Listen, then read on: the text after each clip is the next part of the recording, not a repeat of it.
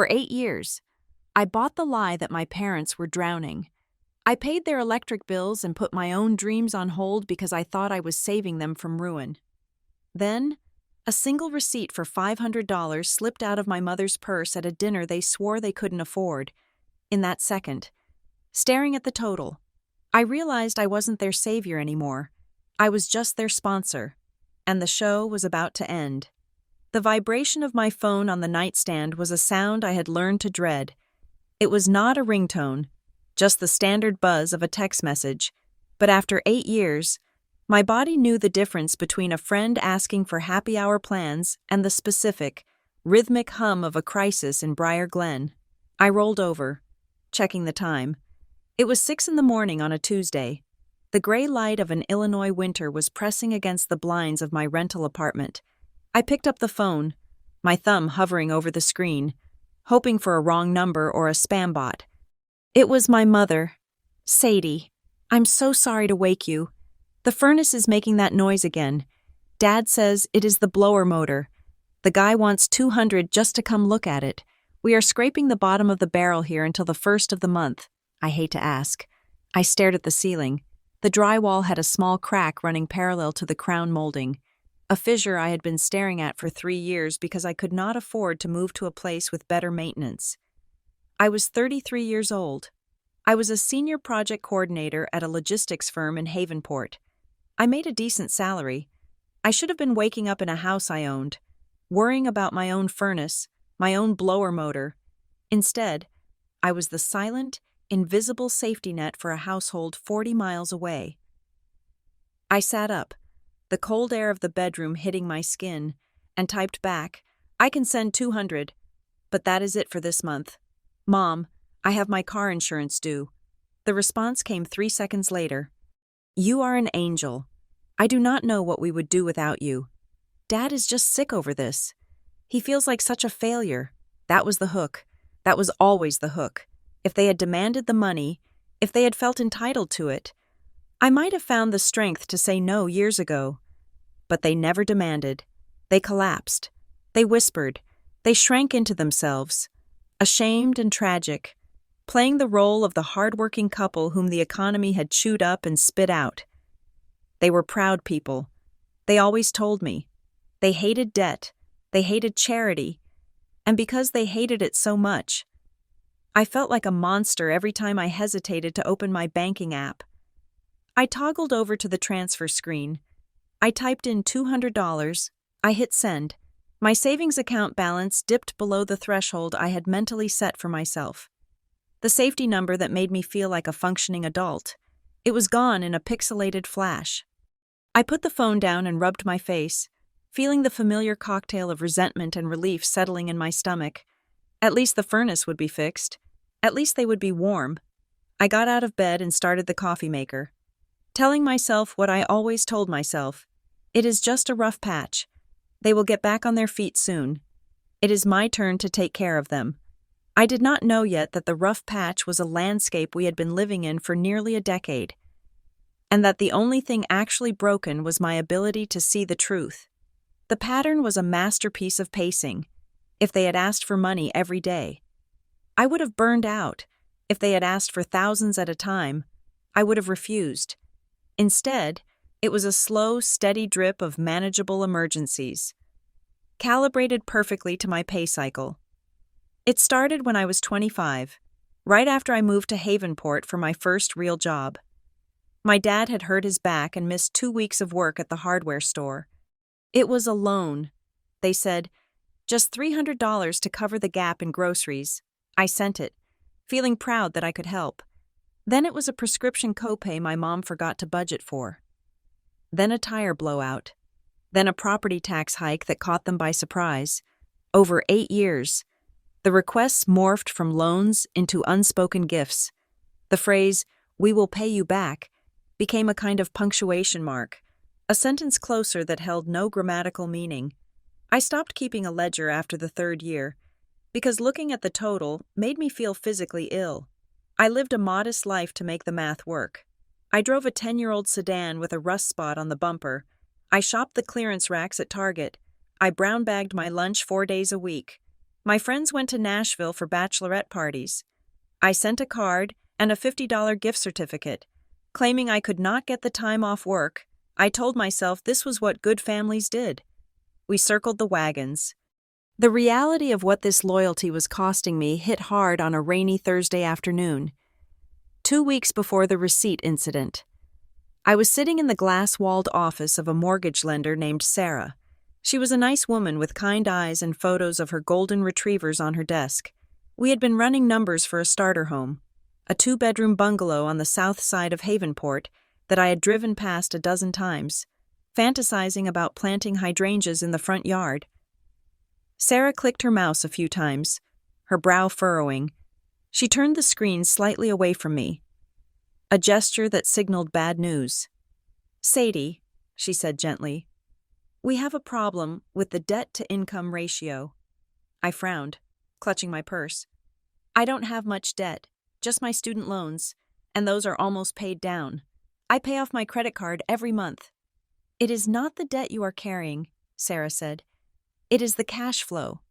When we look at your bank statements for the pre-approval verification, we see a consistent outflow of cash transfers, regular withdrawals, usually between $300 and $500, going to an external account. It has been happening every month for the last 2 years of statements we pulled." I felt my face heat up.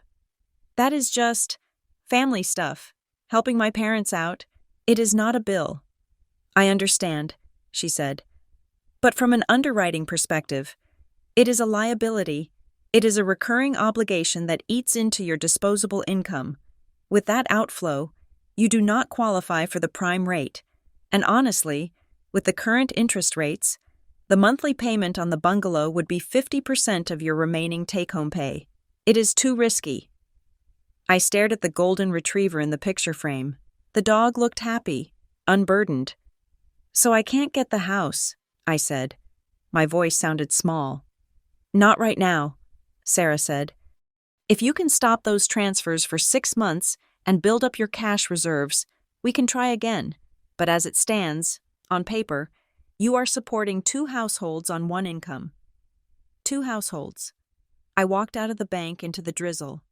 I sat in my car for 20 minutes, just gripping the steering wheel. I wanted to call my parents. I wanted to scream at them that their little emergencies had just cost me my home. I wanted to tell them that I was 33 and I was still renting because I was paying for their mistakes. But I didn't. I imagined my dad's face, gray and lined with worry. I imagined my mom crying, saying she was a burden, saying they should just disappear so I could live my life. I couldn't handle the guilt. The guilt was a heavy, wet blanket that I had been wrapped in since childhood. So I started the car and drove back to my apartment. I told myself I didn't really want the bungalow anyway. The roof probably needed work. I could wait. I could always wait. A week later, I got promoted. It was a good promotion, more responsibility, a better title, and a raise that almost kept pace with inflation. I wanted to celebrate. I wanted, for once, to have a normal family dinner where we talked about my success, not their survival. I called my mom on a Tuesday. "I want to take you and Dad out to dinner," I said. Friday night, I made a reservation at Miller's Ale House in Havenport. Nothing fancy, just burgers and drinks. My treat. There was a pause on the line. Then the sigh. "Oh, honey," Mom said. "That sounds wonderful. We are so proud of you. But I don't think we can make the drive." "Why not?" I asked, trying to keep the disappointment out of my voice.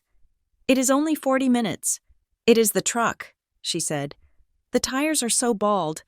Sadie, it is dangerous to drive on the highway, especially if it rains. And gas is up to $3.50 a gallon. We are just trying to keep the lights on this week. We can't justify burning gas to go eat at a restaurant." "I will give you gas money," I said immediately. The reflex was automatic. "I will Venmo you $50 right now. Please, I just want to see you." No, she said. "I can't take your money for that. It is irresponsible. You go and celebrate with your friends. We will toast you with a glass of tap water from the kitchen." She laughed. A brittle, martyrdom-soaked sound. "Okay," I said. "I understand." I hung up and canceled the reservation for 3. I rebooked a table for 1, intending to just go sit at the bar and have a beer and read a book. I didn't want to explain to my friends why my parents weren't coming. It was easier to be alone. Friday night came. I put on a blazer and a clean pair of jeans. I drove to Miller's, a mid-range chain restaurant with televisions on every wall and sawdust on the floor. It wasn't the Ritz, but it was solid. It was the kind of place I could afford without checking my bank balance 3 times. I was standing at the hostess stand, waiting to be seated. When the door opened behind me, a gust of cool air hit my neck. Surprise! I turned around. My parents were standing there, beaming. My dad was wearing a button-down shirt tucked into dark jeans, looking cleaner and sharper than I had seen him in months. My mom was wearing a nice blouse and a scarf I didn't recognize. They didn't look like people who had been huddled under blankets worrying about a furnace. They looked bright. They looked eager. "Mom? Dad?" I stammered. "I thought, the tires? The gas?" "Oh, to heck with it," my dad said, clapping a hand on my shoulder. His grip was strong. "We couldn't let our girl celebrate alone. We scraped some coins from the jar. We are here." "I am so glad," I said, and I meant it. I really did. The relief of seeing them, of feeling like a priority, washed over me. "Come on, let's get a table." We were seated in a booth near the back. The noise of the restaurant was a dull roar of chatter and clinking glass. We ordered drinks, iced teas for them, a glass of Merlot for me. As the adrenaline of their arrival wore off, I started looking at them. I mean really looking at them. When you are sending money to people you love, you tend to picture them in a state of perpetual disrepair. You imagine fraying cuffs and unkempt hair, but sitting across from me under the harsh pendant lights of the restaurant. My parents looked maintained. My mother's hair was the first thing. Usually, she complained about the cost of box dye and how she stretched it out every 8 weeks. But tonight, her hair was a rich, multi-tonal chestnut. It had volume. It had the specific, smooth curve that only comes from a professional blowout. I knew what a blowout cost in this area. $40, minimum, plus tip. "Your hair looks great, Mom," I said. She touched it reflexively, her fingers fluttering. "Oh, this? I just did a little deep conditioning treatment at home. Found a coupon for a sample pack." "It looks professional," I said. "You know me," she smiled. "I can stretch a penny into a copper wire." I turned to my dad. He was reaching for the menu, and his sleeve rode up. On his wrist was a watch I hadn't seen before. It was a large face, stainless steel, with a complicated bezel. It looked heavy. "Is that new?" I asked, pointing. He pulled his hand back, covering the watch with his other hand. "What? No. I picked this up at a garage sale a few weeks back. $5. The guy didn't know it was broken. I tinkered with it. Got it running." "It looks nice," I said. "Like a Seiko." "Knock off," he said quickly. "Chinese junk. But it tells time." The waiter came over. "Ready to order some appetizers?" "We are not really hungry," my mom said, waving a hand. "We ate a late lunch, sandwich meat. We have to be careful." "Oh, come on," my dad said. "Let's get the sampler platter. For Sadie. We can just pick at it." "And the spinach dip," Mom added. "Sadie loves the spinach dip." "I am paying," I reminded them. "Order whatever you want." "We know, honey, but we don't want you wasting your money," Mom said. "Just the sampler and the dip, and maybe the calamari, for the table." They ordered enough appetizers to feed a football team, and when the food arrived, the performance continued. They made a great show of taking tiny bites, of pushing the food around their plates. "I am stuffed," Dad said. After eating 3 fried shrimp, stomach shrinks when you are used to eating light. "Me too," Mom said. She had a streak of spinach dip on her lip. She wiped it away with a napkin. "We just wanted to be here with you." I ate my burger, feeling a strange dissonance vibrating in my chest. Something wasn't fitting. The math of the evening, the hair, the watch, the gas money they claimed they didn't have, the sudden abundance of appetizers. It felt disjointed, but I pushed it down. I was the one with the steady job.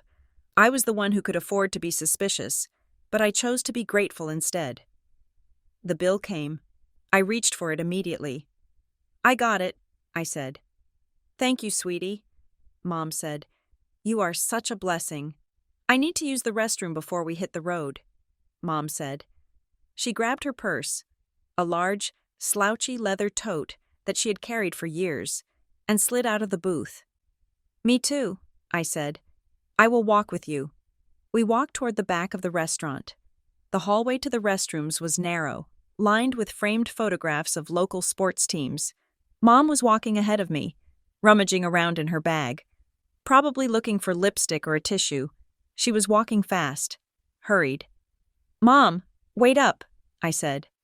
She turned slightly, and as she did, her elbow caught the edge of a high-top table near the restroom entrance. The impact jerked her arm. Her purse tilted violently. "Whoops," she said. She scrambled to right the bag, shoving her hand inside to keep the contents from spilling. She was frantic, her movements jerky and uncoordinated. I got it," she muttered, stuffing something back down into the depths of the leather. But she missed a piece, a single slip of white thermal paper, curled slightly at the edges, fluttered out of the bag. It did a lazy spiral in the air and landed on the dark carpet, right next to my boot. My mom didn't see it fall. She was too busy clamping the bag shut. "Okay, crisis averted," she laughed nervously. "I have so much junk in here." I looked down. The lighting in the hallway was bright. The receipt was face up. I bent down to pick it up. "You dropped this." "Oh, throw it away," she said, reaching for the door handle of the restroom. "Just an old grocery receipt." My fingers touched the paper. It was thick, high quality, not the flimsy, translucent paper from the grocery store or the gas station. It felt substantial. I turned it over. The logo at the top was embossed in a dark, elegant font. The Gilded Table. I froze. I knew the Gilded Table. It was the most expensive restaurant in Havenport. It was a farm-to-table steakhouse where the menu didn't have prices listed online. I had never eaten there. I couldn't afford to eat there. My eyes scanned down the slip of paper. The date was printed clearly. Wednesday, October 14th. That was 2 days ago. 2 days ago, when I had sent the $200 for the furnace motor. 2 days ago, when they were scraping the bottom of the barrel, I looked at the itemized list. Filet mignon, 2, $110. Sea bass, $48. Bottle, Cab Sauv, $85. Truffle fries, $14. Choc soufflé, $18. My eyes blurred, then refocused on the bottom line. Subtotal, $412. 00 tax, $38.50. Total, $450.50. And below that, in the familiar, looping handwriting that I had seen on birthday cards and permission slips my entire life, was a handwritten tip. $50. Final total, $500.50. $500 for one meal. On a Wednesday night, the world seemed to tilt on its axis. The noise of the restaurant, the clatter of plates, the laughter, the classic rock on the speakers, dropped away into a muffled hum. All I could hear was the rushing of blood in my ears. It wasn't anger that hit me first. It was a profound, suffocating embarrassment. I felt like a child who had been playing a game of make-believe while the adults laughed behind their hands. I thought about the conversation with Sarah, the mortgage lender. It is a consistent outflow. I thought about my rust-spotted car. I thought about the generic macaroni and cheese I ate for dinner 3 nights a week. I had sent them $200 for a blower motor that probably didn't exist, and 48 hours later, they were eating truffle fries and drinking an $85 bottle of wine. I stood up slowly, the receipt trembling in my hand. My mom was holding the bathroom door open, looking back at me. Her smile was frozen, a mask of pleasant impatience. "Sadie, you coming?" she asked. I looked at her. I looked at the blowout that she claimed was a home treatment. I looked at her scarf. "Mom, I said. My voice sounded strange, detached. I held up the receipt. She squinted at it. What is that? It is a receipt, I said. From the gilded table, from Wednesday night. I watched her face. It was a terrifying thing to witness, in the span of a single second. Her expression cycled through 3 distinct phases. First, there was panic, a wide-eyed, animal fear of being trapped.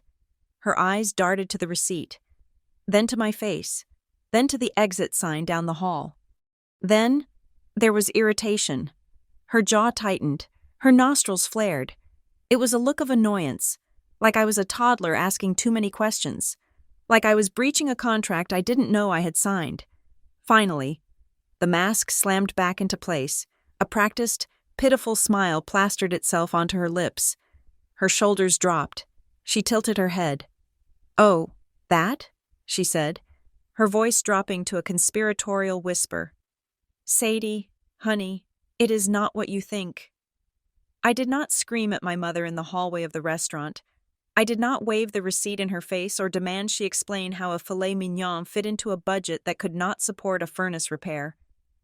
I did what I had been trained to do for 3 decades. I swallowed the lump in my throat, nodded at her breathless, nonsensical explanation about it being a friend's treat that got mixed up, and I finished the dinner. I even drove them home.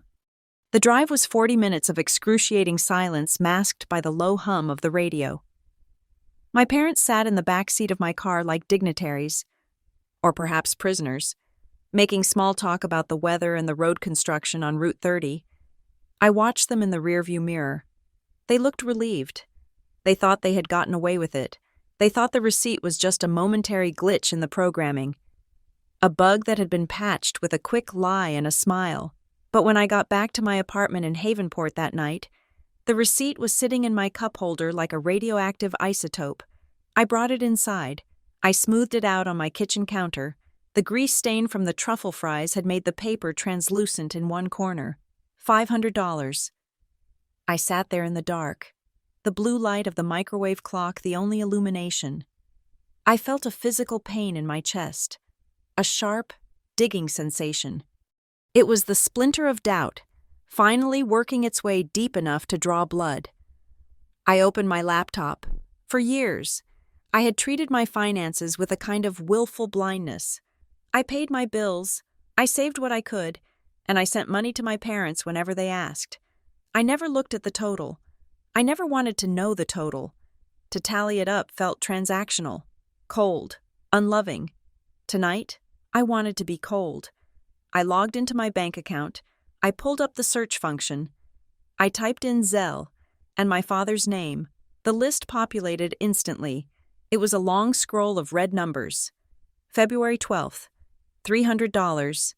Memo, heating bill, March 4th, $200. Memo, mom meds, April 15th, $500. Memo, tax help, May 20th, $150. Memo, groceries. I opened a spreadsheet. I started typing. I went back 1 year, then 2, then 3. I stopped at 5 years because my hands were shaking too badly to type. There were patterns I had never noticed. The emergencies always hit on the 15th of the month, exactly 2 days after my paycheck hit. The amounts were always round numbers. Real bills are not round numbers. Real electric bills are $142.16. My parents always needed exactly $200, and the loans, I filtered for the word loan in my text messages and cross-referenced the dates. Can you loan us $300 until Friday? I looked at the bank history for the Fridays following those requests. There were no incoming transfers, no checks deposited, no cash payments. I sat back in my cheap office chair, the mesh digging into my spine. The total for the last 5 years was enough to put a 20% down payment on the bungalow I had lost. It was enough to buy a new car. It was enough to fund a retirement account. I had not just been helping them, I had been paying them a salary. The next day, I tried to do what a rational adult would do. I tried to have a conversation. I called them around noon, during my lunch break. I sat in my car in the office parking lot. watching the wind whip a plastic bag across the asphalt. I had rehearsed my lines. I was going to be gentle. I was not going to accuse them of eating steak while I ate ramen. I was just going to ask for an adjustment. "Hey, Dad," I said when he picked up. "Sadie, good to hear your voice. Your mother was just saying how nice dinner was. We really appreciated it." "It was good to see you," I lied. "Listen, Dad, I wanted to talk about finances for a second." The tone on the other end shifted instantly.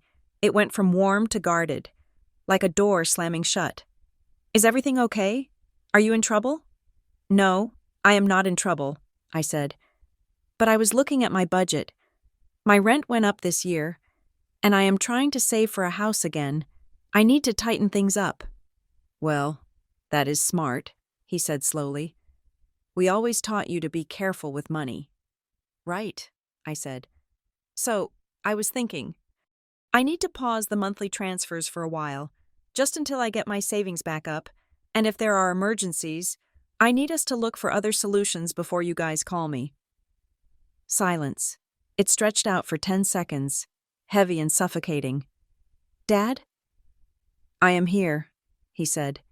His voice was thick, choked with an emotion that sounded like heartbreak. I didn't realize we were such a burden. Sadie." "You are not a burden," I said, the guilt reflex kicking in automatically. "It is just math. Dad, I can't afford it right now." "We worked our whole lives," he said, his voice rising, trembling with a sudden, wounded pride. "I broke my back at the mill. Your mother scrubbed floors. We gave you everything. Sadie, we paid for your piano lessons. We co-signed your first car. We never asked for a dime until the world fell apart on us." "I know," I said. "I am not saying you didn't. It feels like you are saying we are leeches," he said. "That is what it feels like. Like you are looking down on us from your high-rise job in the city, counting every penny you give your poor old parents." "Dad, I don't work in a high-rise. I work in a warehouse district." "Put your mother on," he said. "She is crying. You made your mother cry." "I didn't—" "Hello?" My mom's voice came on the line, wet and sniffling. "Sadie, is it true? Are you cutting us off?" "Mom, please don't cry," I said, pressing my forehead against the steering wheel. "I am not cutting you off. I just need to pull back a little. I am trying to buy a house." "We wanted to buy you a house," she wept. "We wanted to give you the world. It kills us that we can't. It kills your father. He feels like less of a man because he has to ask you for help, and now you are telling him he is taking too much?" "I didn't say that. We will figure it out," she said, her voice dropping to a tragic whisper. "Don't you worry about us. We will turn the heat down to 50. We will eat toast. We will be fine. I am sorry we asked." "Mom, stop. I have to go," she said. "I have to go calm your father down. He is clutching his chest." The line went dead. I sat there, staring at the phone. My heart was racing.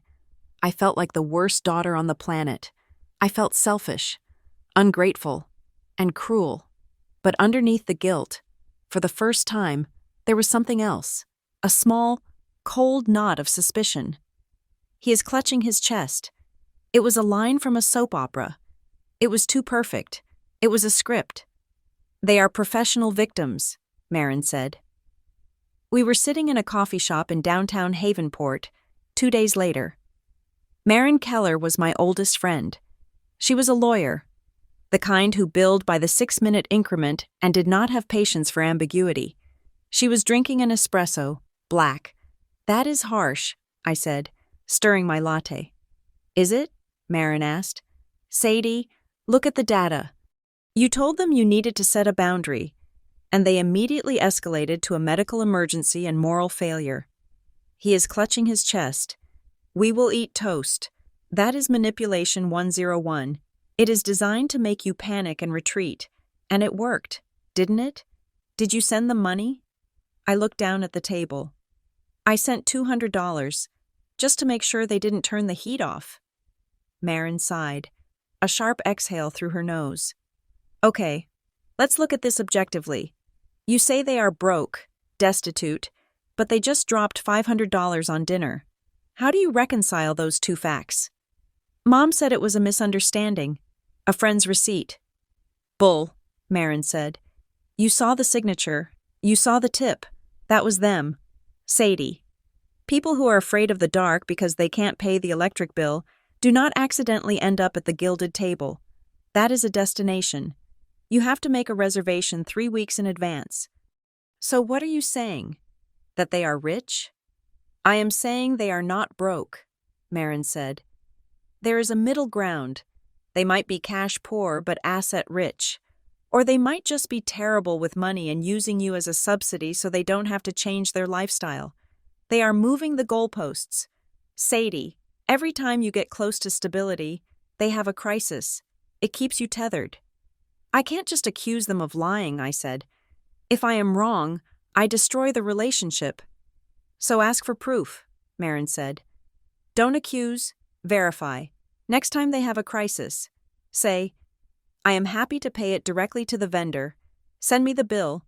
Don't send cash. Pay the utility company. Pay the pharmacy. If the bill exists, they won't mind. If it doesn't, she let the sentence hang there. That feels so mistrustful, I said. Sadie, Marin said softly, reaching across the table to touch my hand. You found a receipt for a $500 dinner in a purse owned by a woman who begs you for grocery money. The trust is already broken. You just haven't admitted it yet. The opportunity came 3 days later. My phone buzzed on a Wednesday evening. It was Mom, Sadie. Bad news. The car insurance lapsed. We missed the notice.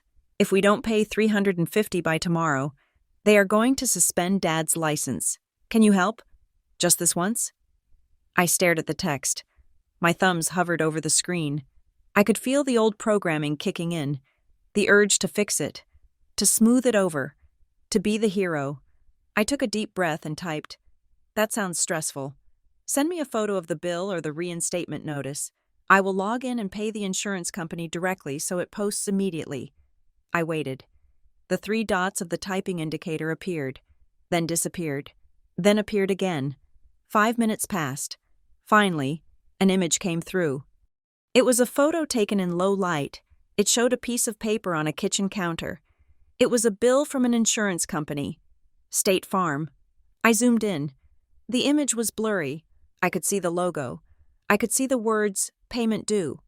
But the top third of the page, where the dates usually are, was cut off by the frame of the photo, and the amount due line was obscured by a thumb, my mother's thumb, with its chipped polish, holding the paper down. Sorry, bad camera. She texted, Just send the cash to Dad's Venmo. It is faster. We have to go to the agent's office in the morning to pay it in person. I zoomed in again on the blurry text at the bottom. There was a code in the footer. REV-2021. The year was 2024. This was a bill form from 3 years ago. I felt a wave of nausea roll through me. It wasn't the anger I expected. It was a sick, hollow feeling in the pit of my stomach. It was the feeling of realizing that the ground you are standing on is not solid earth, but a trap door painted to look like grass. They didn't have a bill. They just wanted $350. I really need to pay it directly for my own records. I texted back, Can you take another picture? Make sure the date and account number are visible. Never mind. She texted back instantly. Dad says he will sell his tools. We don't want to hassle you with paperwork. Forget I asked. Sell his tools. The guilt grenade. I didn't reply. I put the phone down and went into the bathroom and dry heaved over the toilet. I needed to see it. The receipt was a piece of paper. The text messages were pixels. I needed to see the reality of their lives with my own eyes. Now that the filter of dutiful daughter had been ripped away, 2 days later, on a Saturday morning, I loaded my car with groceries. I bought the basics: milk, eggs, bread, coffee, a few steaks from the butcher counter as a peace offering. I didn't call ahead. I told myself it was a nice surprise. I drove the 40 miles to Briar Glen. It was a small, fading town. the kind of place where Main Street was half-empty storefronts and half-antique shops. My parents lived in a ranch house on a cul-de-sac that had been up and coming in the 90s and was now just settling into a comfortable decline. I pulled into the driveway. Their car, the Ford Taurus with the bald tires, was parked in the driveway. The tires looked fine from where I was sitting. I got out, carrying 2 bags of groceries. As I walked up the driveway, I noticed the garage door was open about a foot, just enough to ventilate the space. I glanced under the gap. Inside, stacked against the wall, were boxes, not moving boxes, delivery boxes, the distinctive smiling arrow of Amazon. There were at least 6 or 7 of them. And next to them, a large box for a flat-screen television, a Samsung. I paused. Maybe it was an old box. People keep boxes. I walked to the front door. I reached for the doorbell. But then I stopped, to the right of the door, where the old, yellowing plastic thermostat dial used to be mounted on the interior wall. I could see through the side window. The wall had been painted, and mounted there, glowing with a soft blue light, was a Nest thermostat. I knew what those cost. $250. I had sent them $200 for heat last month. They had used it to buy a gadget that learned their schedule. I stood there on the porch, the grocery bags cutting into my fingers. I felt like a trespasser. Sadie? I jumped.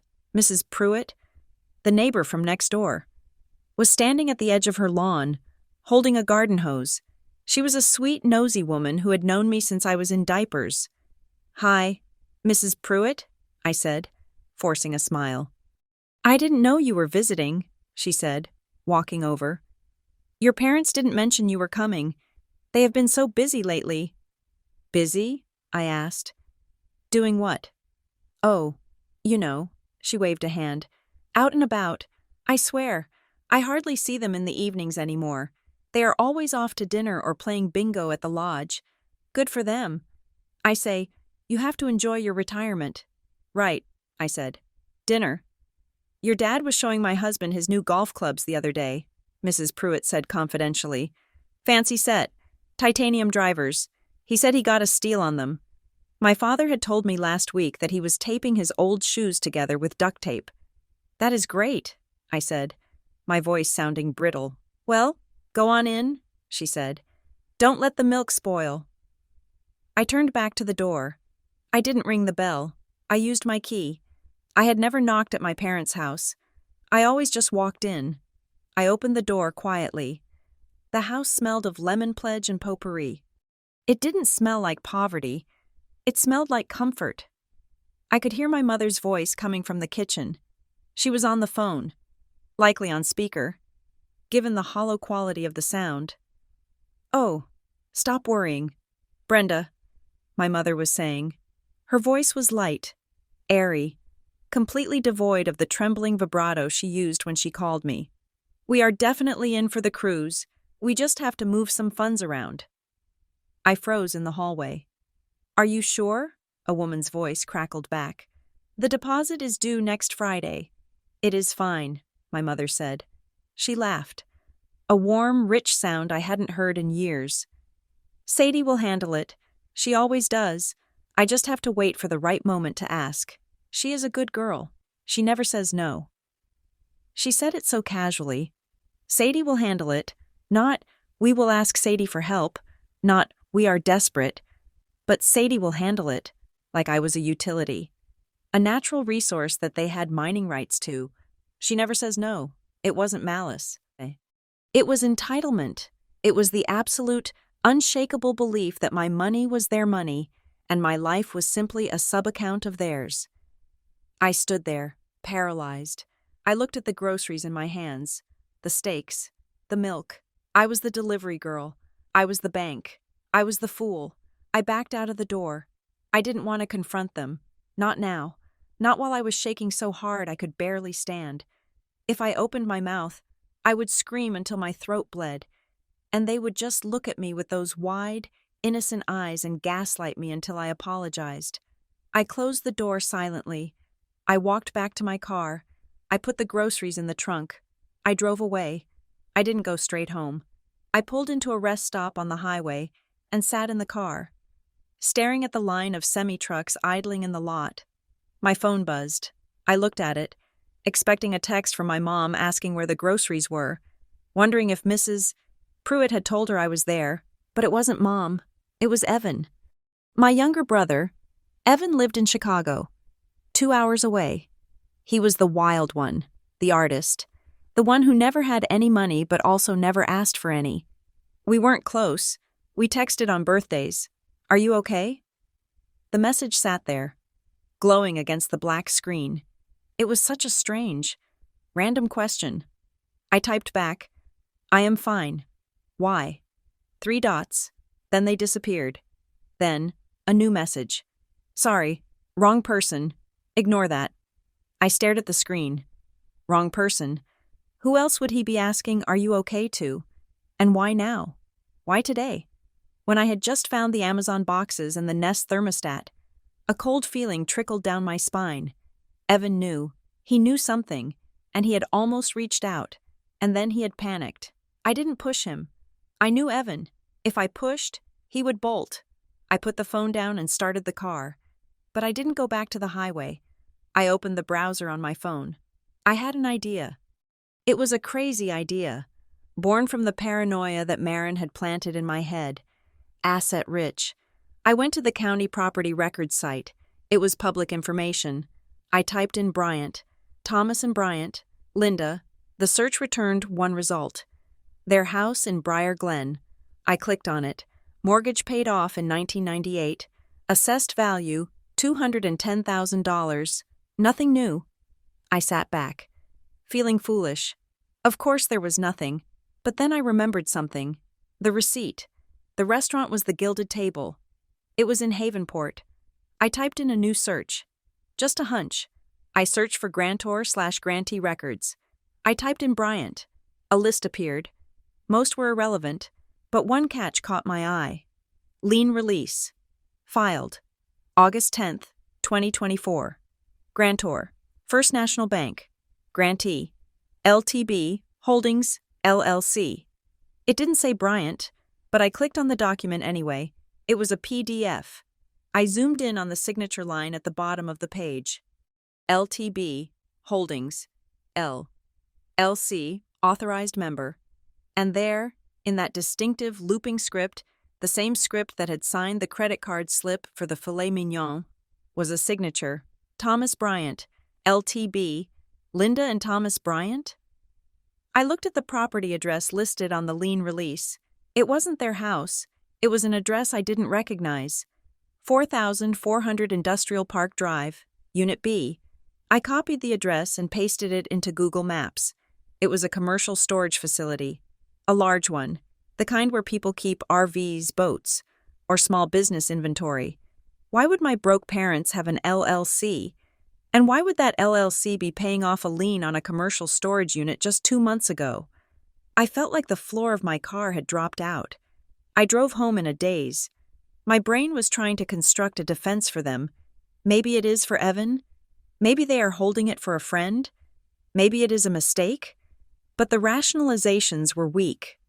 They dissolved against the memory of my mother's voice on the speakerphone.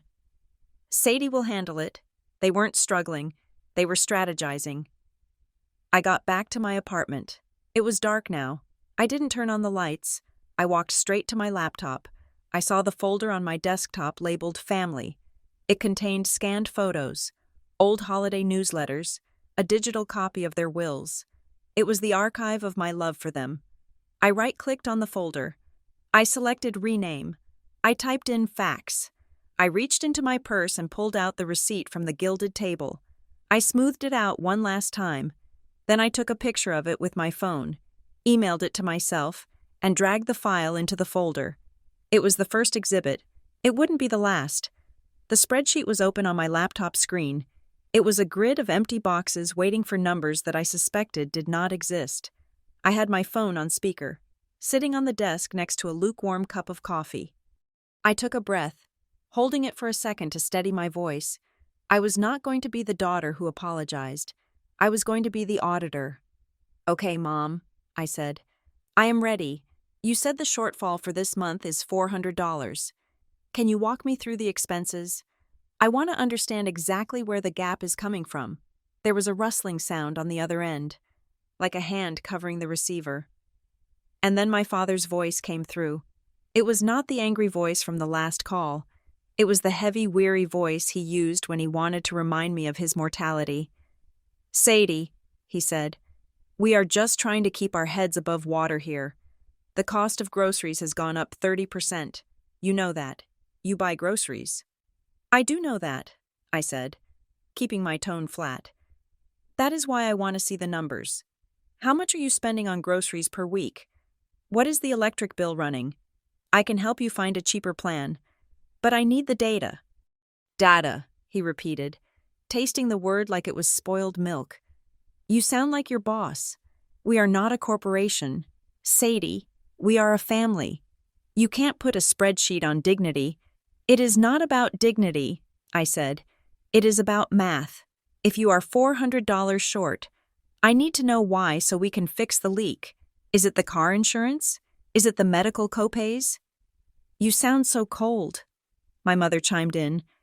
I could picture her leaning into the phone, her face pinched with that specific, tragic disappointment she wielded like a weapon. "We didn't raise you to be cold. Sadie, we raised you to care about people. Do you remember when we took in your Uncle Jerry? We didn't ask him to show us a spreadsheet. We just gave him a bed because that is what family does." "Uncle Jerry stole your silverware," I reminded her. "That is not the point," she said, her voice rising. "The point is that money changes people. We always told you that. As soon as you get a little bit of it, you start thinking you are better than everyone else. You start judging." "I am not judging," I said, though my grip on the coffee mug was tight enough to turn my knuckles white. "I am asking for a budget. If you want me to transfer $400, I need to see a bill that totals $400. "We suffered for you," my dad said. The pivot was seamless. They were flooding the zone, drowning the specific question in a deluge of historical guilt. "When I lost the job at the plant in '92, I didn't eat lunch for a year so you could have new shoes for school. I walked to work in the snow. I didn't complain. I did what had to be done." I closed my eyes. I knew the story. I knew the snow was uphill both ways. I knew the shoes were Reeboks. I had heard this story 1,000 times, usually right before I wrote a check. "I appreciate that, Dad," I said. "I really do. But that was 30 years ago. I am asking about today. I am asking about the $400 you need right now." "Forget it," he snapped. "Just forget it. We will starve. We will figure it out. Don't worry about us." "Dad, I am not saying—" "I said forget it." The line went dead. I sat there in the silence of my apartment. The silence felt heavy, filled with the ghosts of the things I hadn't said. They hadn't answered a single question. They hadn't given me a single number. They had just thrown a smoke bomb of emotional history and vanished behind it. A month ago, I would have called back immediately. I would have transferred $500 just to stop the feeling of being a bad person. I would have apologized for asking. But today, I didn't call back. I looked at the fax folder on my desktop. I opened the image of the receipt. The Gilded Table, October 14th. I opened a new browser tab. I typed in the Gilded Table Havenport events, October 14th. The search results loaded instantly. The first hit was a Facebook event page, Annual Harvest Moon Gala, benefiting the Briar Glen Historical Society. I clicked on it. The banner image showed the interior of the restaurant, decked out in autumn foliage and fairy lights. There were photos of people in cocktail attire holding wine glasses. I scrolled down to the details. Ticket price, $250 per plate, includes 3-course dinner and wine pairing. I felt a cold flush of recognition. $250 a plate, 2 people, $500. The receipt wasn't just for a dinner, it was for a gala. I scrolled through the photos from the event. There were dozens of them. Local business owners, the mayor of Briar Glen, the high school principal. I scanned the faces, my heart hammering a frantic rhythm against my ribs, and then I saw them. In photo number 42, standing near the dessert table, were my parents. My father was wearing a suit. Not the ill-fitting one he wore to funerals, but a charcoal gray suit that fit him perfectly. My mother was wearing a navy blue dress with lace sleeves. She was holding a glass of red wine. Her head was thrown back, laughing at something a man next to her was saying. They looked happy. They looked prosperous. They looked like people who belonged in a room where dinner cost $250. I looked at the caption. Tom and Linda Bryant enjoying the evening with Councilman Miller. I zoomed in on my mother's face. She didn't look like a woman who was terrified of a power shutoff. She didn't look like a woman who was scraping the bottom of the barrel. She looked comfortable. We never go anywhere, she had told me. We just sit in the dark and watch TV. I saved the photo. I dragged it into the folder. You have to send the message, Marin said. We were in her living room this time. She had a legal pad on her lap and a glass of wine in her hand. I was pacing back and forth on her rug, holding my phone like it was a live grenade. I can't just cut them off cold turkey, I said. What if they really do have a bill due? What if the electricity really does get cut? Sadie, Marin said, her voice sharp. You saw the photo. They are drinking Cabernet with a city councilman. They are not sitting in the dark. They are playing you. But the transition, I said. I need to give them a warning. That is what this message is, Marin said. It is a 30-day notice. It is more generous than a landlord would be. Read it to me again. I looked at the draft we had spent an hour refining. It was short. It was neutral. It contained 0 apologies. Mom and Dad, I am doing a full review of my own finances right now to prepare for my future goals. Because of this, I will be pausing all financial transfers to you for the next 30 days. I am happy to sit down with you next month and review your budget together to see if we can find a sustainable solution, but I cannot send any cash until then. It sounds so corporate, I said. It sounds like a robot wrote it. Good, Marin said. Robots don't feel guilt. Robots don't cave when their dad talks about walking in the snow in 1992. Send it. I feel sick, I said. That is just the conditioning leaving your body, Marin said. Hit send. I stared at the screen. My thumb hovered over the blue arrow. I thought about the lie about the furnace. I thought about the lie about the car insurance. I thought about the gala. I pressed send. I immediately tossed the phone onto the sofa cushion as if it had burned me. I stood there, hugging my arms around my chest, waiting for the explosion. Breathe, Marin said. You are safe. You are an adult woman in a locked apartment. They can't hurt you. The phone buzzed. I jumped. Don't look at it yet, Marin commanded. Wait 5 minutes. Let the panic subside. We waited. The phone buzzed again and again. Then it started ringing. They are calling, I said. Let it go to voicemail, Marin said. The ringing stopped. Then it started again.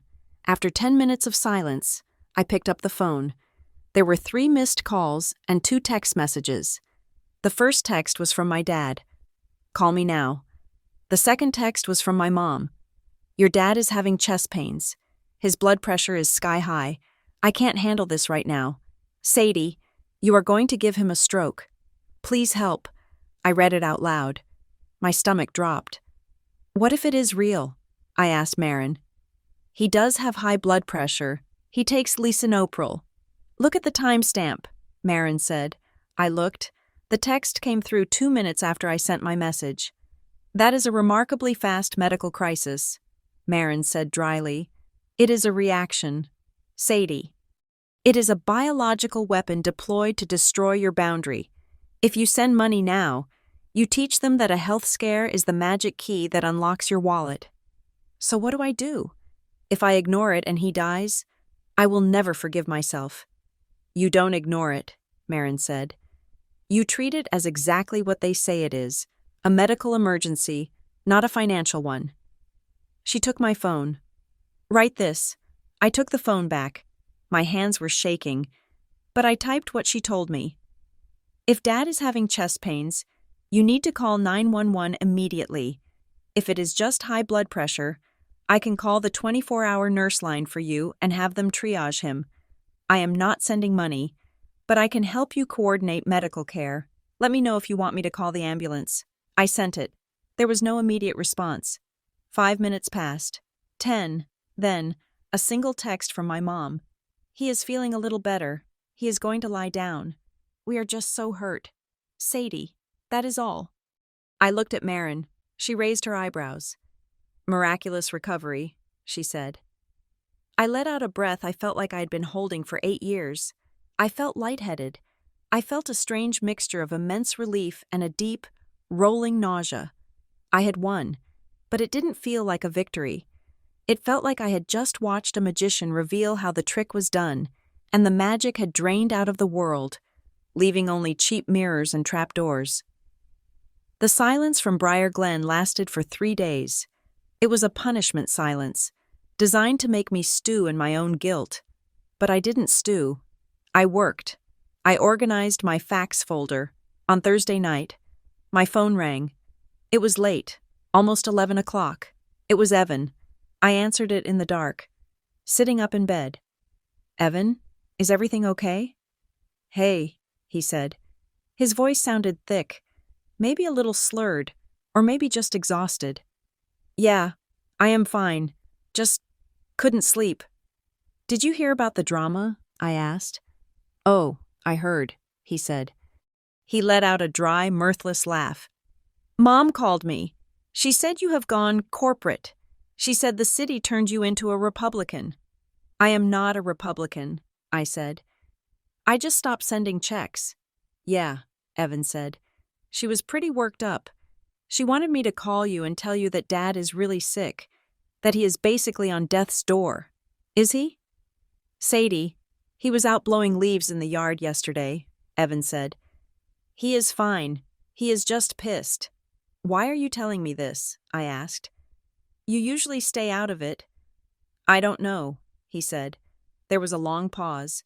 I could hear the flick of a lighter and a sharp inhale. "I guess I am just tired of the show.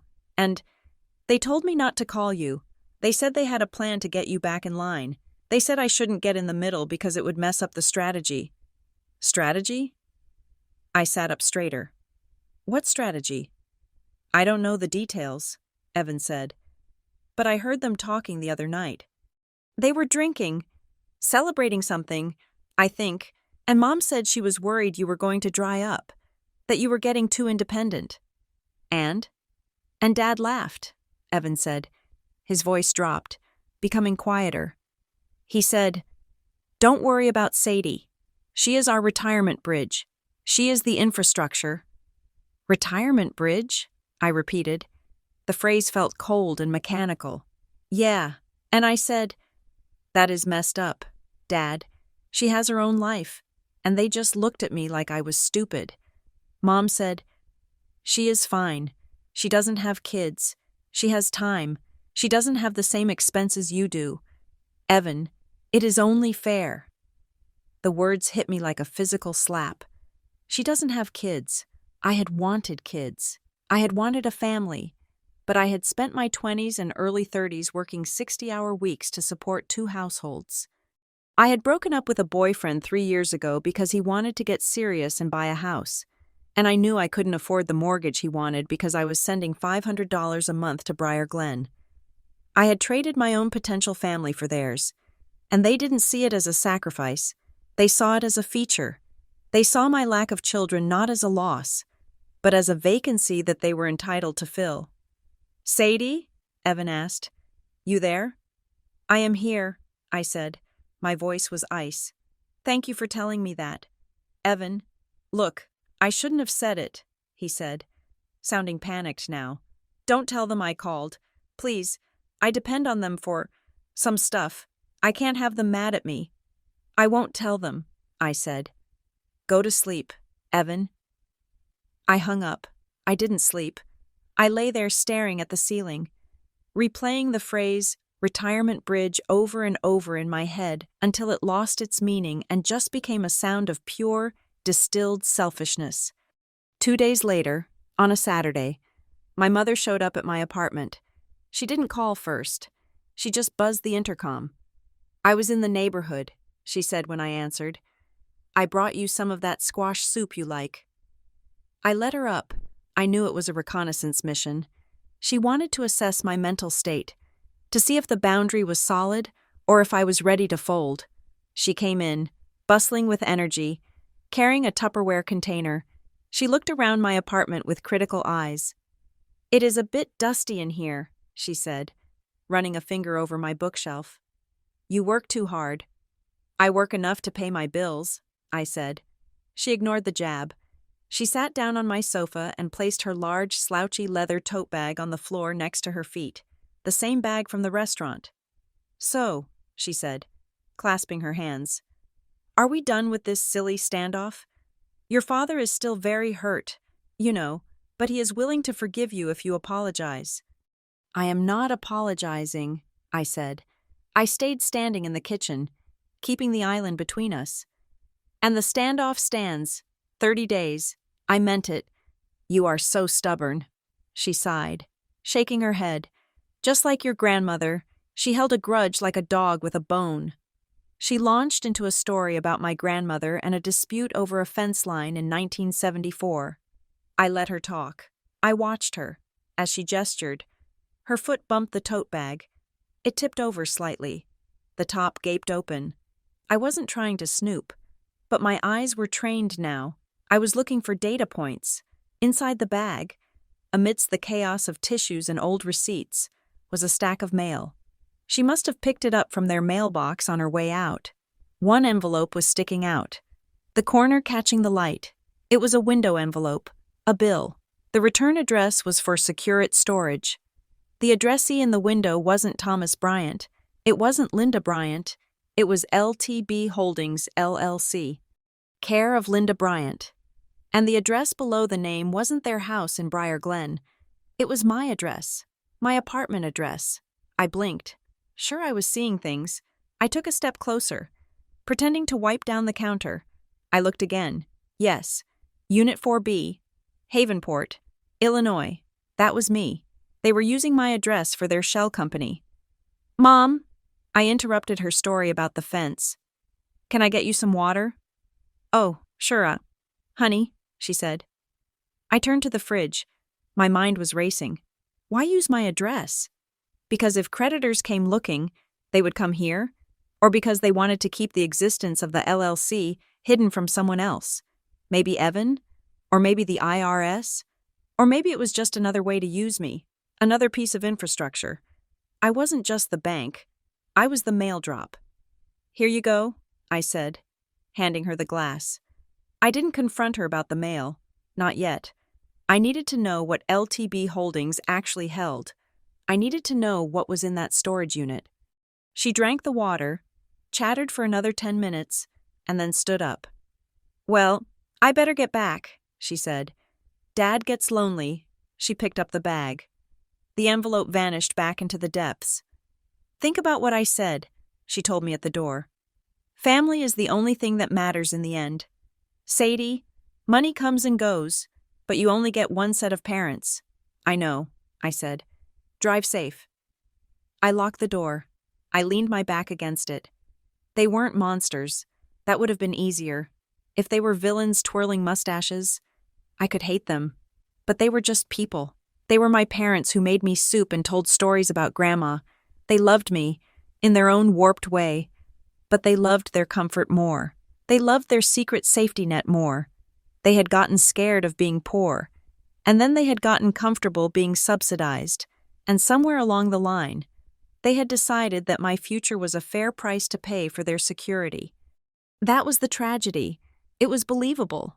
It was banal. And it was destroying me. I made an appointment with a financial counselor for the following Tuesday. Not a bank lady like Sarah, but a fee-only fiduciary who specialized in recovery. Her name was Mrs. Vance. She had a kind face and a brutally efficient calculator. I brought everything: the spreadsheet of transfers, the years of loans, the missed compounding interest. We sat in her office for an hour. She punched numbers into her software.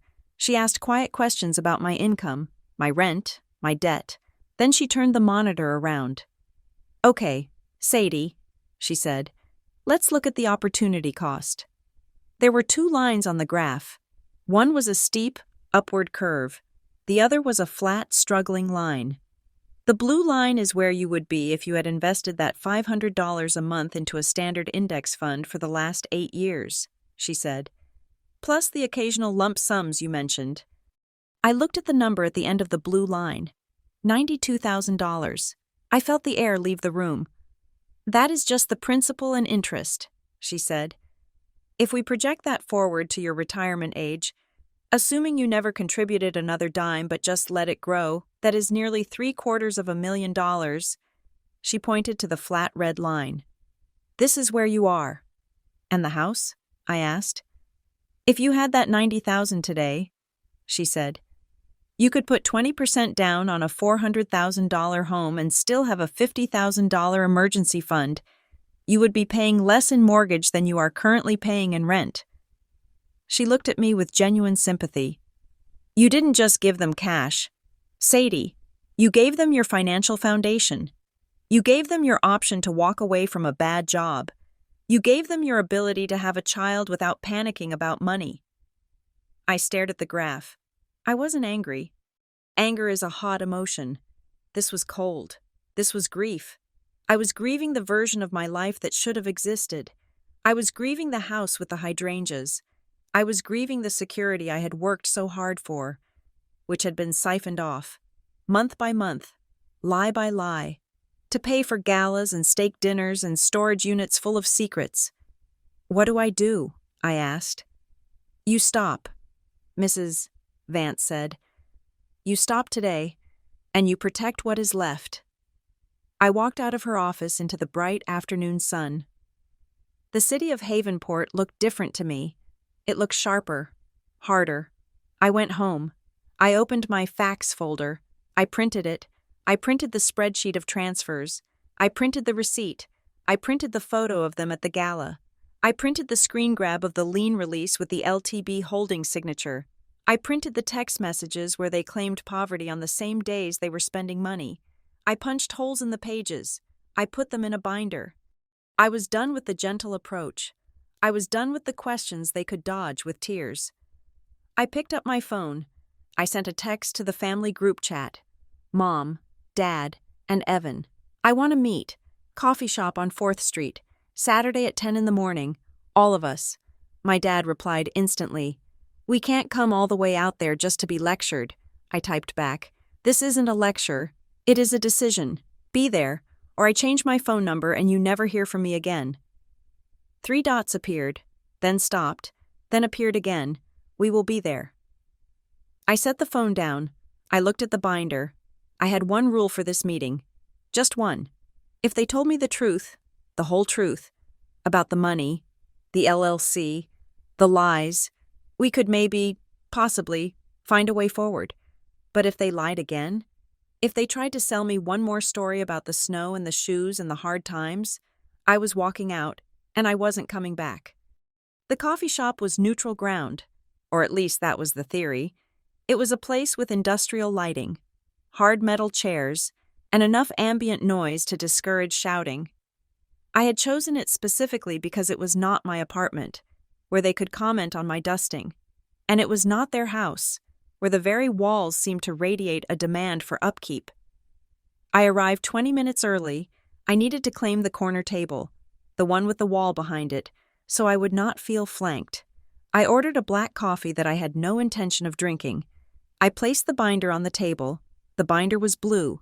It was a simple, 1-inch plastic folder I had bought at an office supply store, but it felt as heavy as a tombstone. Inside was the spreadsheet, the receipt, the lien release, and the photos. It was the autopsy of my relationship with my parents, laid out in black and white. My phone buzzed. We are parking. Evan texted. Dad is already complaining about the price of the meter. I took a deep breath. I rehearsed the opening line in my head. I am not here to fight. I am here to clarify. The door opened. The bell chimed. My parents walked in first. My father was wearing his town jacket, a beige windbreaker that he usually saved for church or doctor appointments. My mother was wearing sunglasses, even though it was overcast, and she clutched her purse to her chest like she was carrying state secrets. Evan trailed behind them, looking pale and looking at the floor. He was wearing a hoodie and looked like he wanted to dissolve into the drywall. They saw me. My mother's lips pressed into a thin line. They approached the table. "Well," my father said, pulling out a chair. "We are here. We drove 40 minutes for this. Sadie, I hope it is important." "It is," I said. "Sit down." They sat. Evan took the chair furthest from me, slouching low. My mother refused to take off her sunglasses. "I am not going to waste time," I said. I kept my voice low, steady. I opened the binder. I took out the first page, the photo of the receipt from the gilded table. I slid it across the table, face up. "I want to start with this," I said. $500, Wednesday, October 14th. My mother glanced at it, then looked away, waving a hand dismissively. "Oh, for heaven's sake. Sadie, we already talked about this. It was a mix-up. It was a friend's receipt. Why are you dragging us out here to talk about a piece of trash?" "Because it is not a friend's receipt," I said. I slid the second piece of paper across. It was the zoomed-in photo of the signature line. "That is Dad's handwriting," I said. "I have seen him sign permission slips, checks, and birthday cards for 33 years. That is his loop on the B. That is his slant." The silence at the table was sudden and absolute. Even the espresso machine in the background seemed to pause. My father looked at the photo. His face flushed a dark, mottled red. He didn't look ashamed. He looked furious. "So you are spying on us now?" he hissed, leaning over the table. "You are digging through your mother's purse? You are analyzing signatures like some kind of forensic cop? Is that what we are to you? Sadie? Suspects?" "I am not spying," I said. My voice wavered, but I forced it back to steady ground. "I am trying to understand where my money went. For 8 years, you have told me you were broke. You told me you were scraping by. You told me you couldn't afford a furnace repair. And then I find a receipt for a dinner that cost more than my monthly car payment." "It was a special occasion," my mother snapped. She finally took off her sunglasses. Her eyes were rimmed with red, but they were hard. "Are we not allowed to have one night out? Are we supposed to sit in the dark until we die just because we owe you a little money?" "It is not a little money," I said. I turned the page in the binder. I revealed the spreadsheet. I went through my bank statements, I said. I tallied every transfer, every loan, every emergency bill I covered since I was 25. I turned the spreadsheet so they could read it. The total was printed in bold at the bottom. $48,450. $48,000, I said. "That is a down payment on a house. That is a retirement fund. That is my life, dissolved into $200 increments because you said you were desperate." Evan made a small noise in his throat. He leaned forward, looking at the number. "Jesus," he whispered. "That much?" My mother looked at the number. She didn't gasp. She didn't cry. Her face tightened. It was a look of calculation, of fear. Not that she had done something wrong, but that she had lost the narrative. She was losing control of the play. "You are throwing numbers in our face," my father said, crossing his arms. "After everything we did for you, we raised you, we fed you. Do you have a spreadsheet for the diapers we bought? For the piano lessons?" "That is what parents do," I said. "You chose to have children. I didn't choose to be your bank." "We are not destitute," my father shouted. A few people at nearby tables turned to look. He lowered his voice, his jaw working. "We never said we were destitute. We said things were tight. There is a difference." "You said you were broke," I corrected him. "You sent me photos of shut-off notices. You said you were eating toast." "We have assets," he said. The admission slipped out before he could stop it. "We are not paupers. Sadie, we have worked our whole lives." I froze. "What assets?" My parents exchanged a look. It was a quick, silent communication. A debate on how much to reveal. My mother gave a nearly imperceptible nod. "We have the settlement," my father said, his voice stiff. "What settlement?" "From when my dad died," my father said. "The land sale in Wisconsin. And the insurance payout from the accident in '99. I stared at him. "Grandpa's land sale? That was 20 years ago. You told me that money was gone. You told me it went to pay off the mortgage." "It didn't go anywhere," my mother said. She sat up straighter, smoothing her scarf. "We invested it. It is in a fixed annuity and some bonds. It is our nest egg. Sadie, it is for when we can't take care of ourselves anymore." I felt the room tilt. "You have a nest egg?" "We can't touch it," my father insisted quickly. "If we pull from the principal, we get hit with penalties. It is locked in. We are living off the interest, and the interest is nothing these days. It is peanuts." "So you have thousands of dollars sitting in an account," I said slowly, trying to process the magnitude of the lie. "But when the furnace broke, you called me. When the car needed tires, you called me." "We have to protect the capital," my father said, slamming his hand on the table. "That is rule number 1 of wealth. Sadie, you don't eat the seed corn. We are preserving it for the future, for the family." "For the family?" I laughed. It was a sharp, jagged sound. "I am the family, Dad. I am the one who couldn't buy a house because my debt-to-income ratio is ruined by supporting you. You were protecting your pile of money by eating mine." "We thought you could handle it," my mother said softly. "You have such a good job. Sadie, you are so smart with money. We figured it was better to use your flow than to dip into the capital. It just made sense." Use your flow. I looked at Evan. He was staring at our parents with his mouth slightly open. "Wait," Evan said. "You guys have a nest egg? You told me you were broke too." "We are cash poor, Evan," my dad said. "It is complicated." "But you paid off my car," Evan said. I whipped my head around. "What?"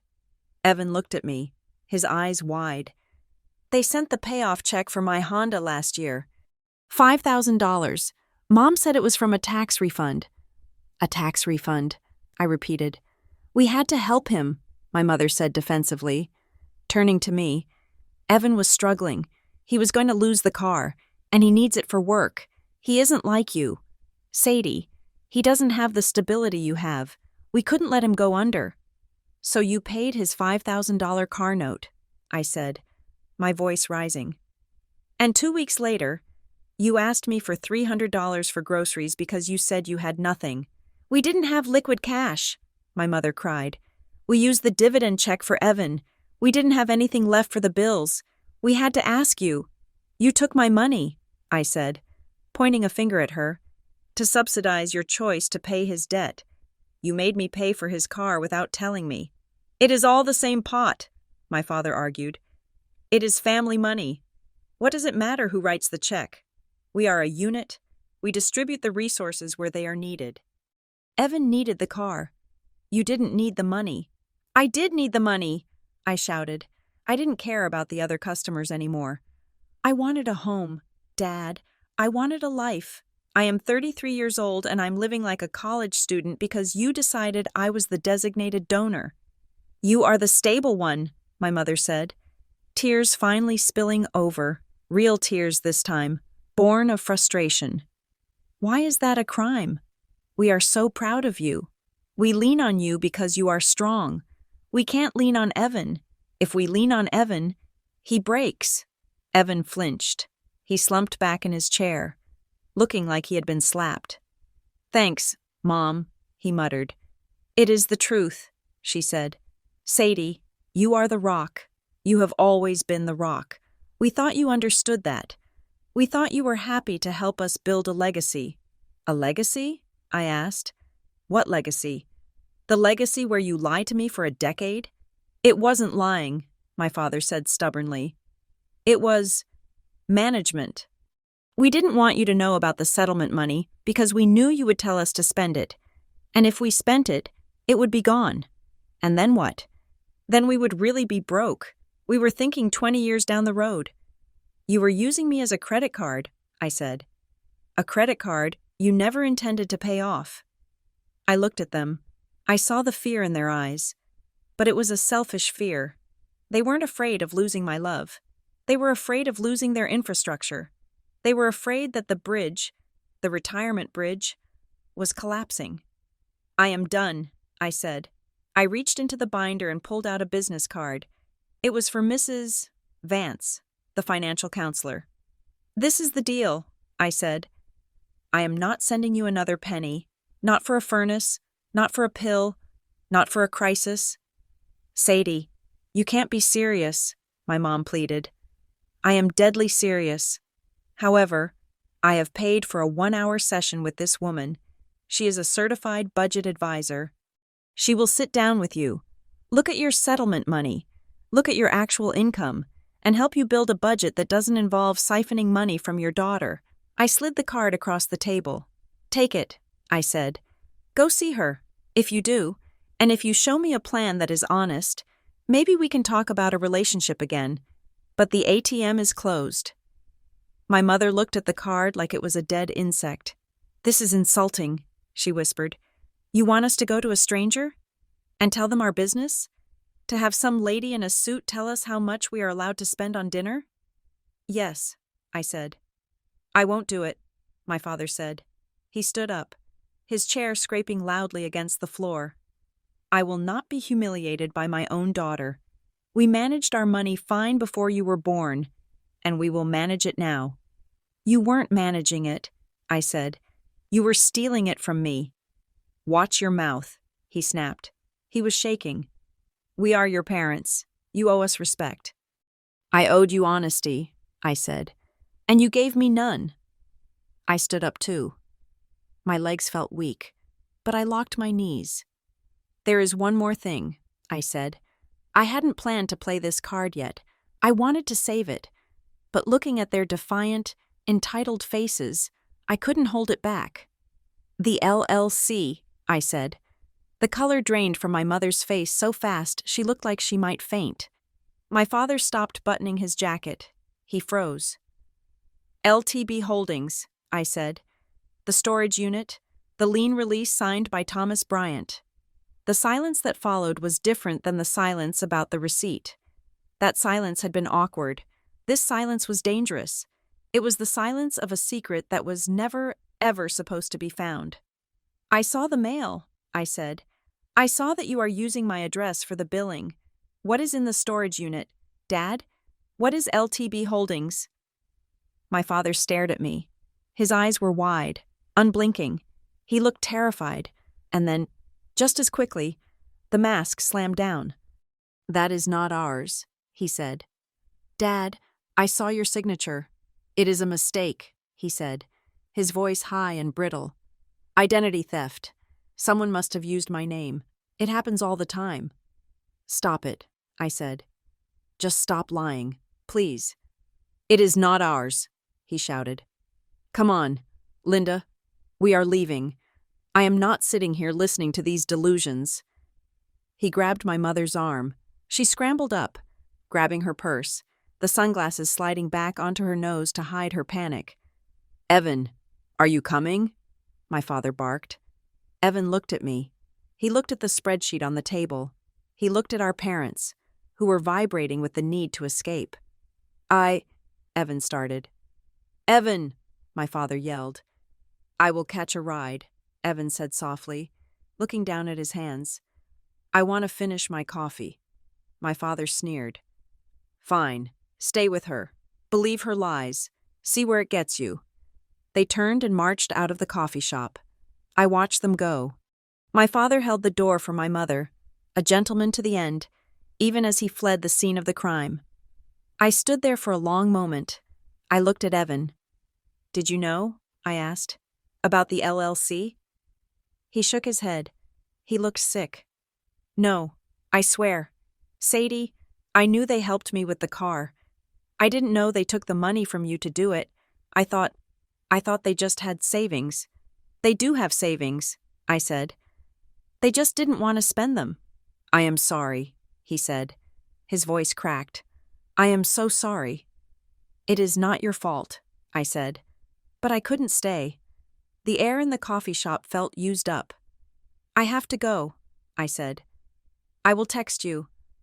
I gathered my binder. I left the untouched coffee on the table. I walked out to my car. I got in and locked the doors. The silence of the car wrapped around me. I put the key in the ignition, but I didn't turn it. I leaned my head back against the headrest. I thought about the settlement. I thought about the family strategy. I thought about the retirement bridge. They had a name for me. I wasn't their daughter. I was a bridge. Something you walk on to get where you want to go. Something that bears the weight so you don't have to get your feet wet. The tears came then. They weren't the hot, angry tears of a fight. They were the slow, heavy tears of a realization that cannot be undone. I cried because I knew, with absolute certainty, that they would never tell me the truth. They would lie about the LLC until the day they died. They would construct a reality where I was the villain, the stingy daughter who abandoned them, just to protect their own image of themselves. I cried because I had lost them, not because I walked away, but because I finally saw who they were. And I couldn't unsee it. I wiped my face with my sleeve. I started the car. I had the facts, but the facts hadn't set me free. They had just broken my heart. I did not scream. I did not throw things. I did not burn the bridge with a torch. I dismantled it, bolt by bolt, with the cold precision of a structural engineer. The morning after the coffee shop disaster, I sat at my kitchen table with a cup of tea and my laptop. I logged into my bank portal. I navigated to the transfer settings tab. I found the recurring transfer labeled Mom, Dad, Help. I clicked Cancel. The screen asked me, "Are you sure?"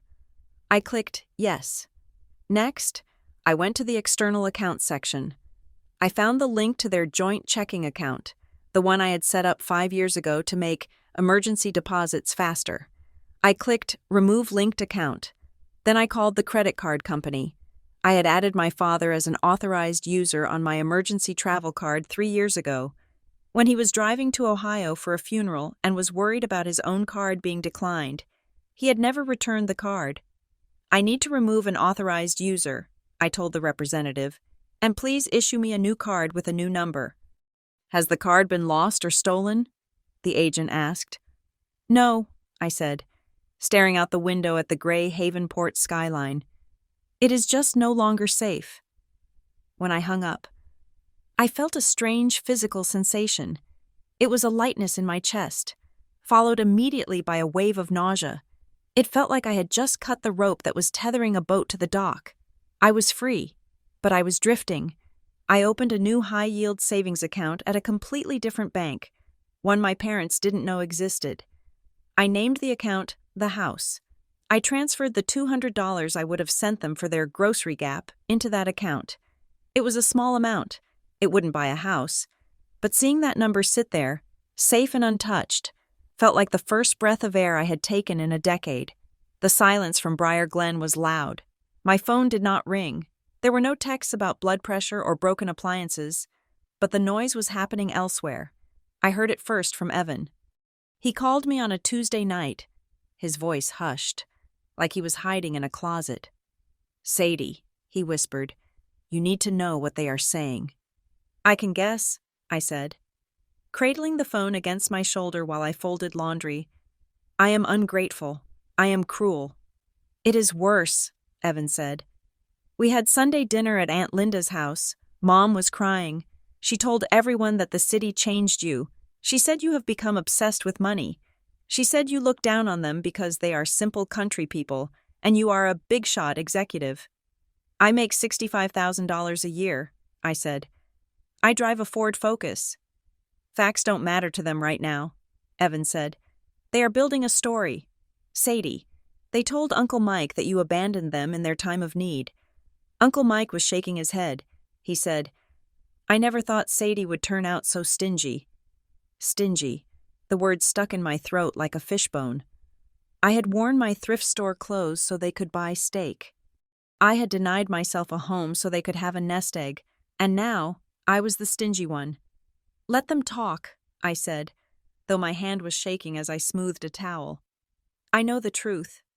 I know, Evan said, but it sucks. Sadie, I am sitting there eating potatoes, and I know they are lying, but I can't say anything because if I do, they will turn on me next, and I can't afford that right now. It is okay, Evan, I said. You don't have to defend me. Just keep your head down. I hung up and sat on the floor among the piles of laundry.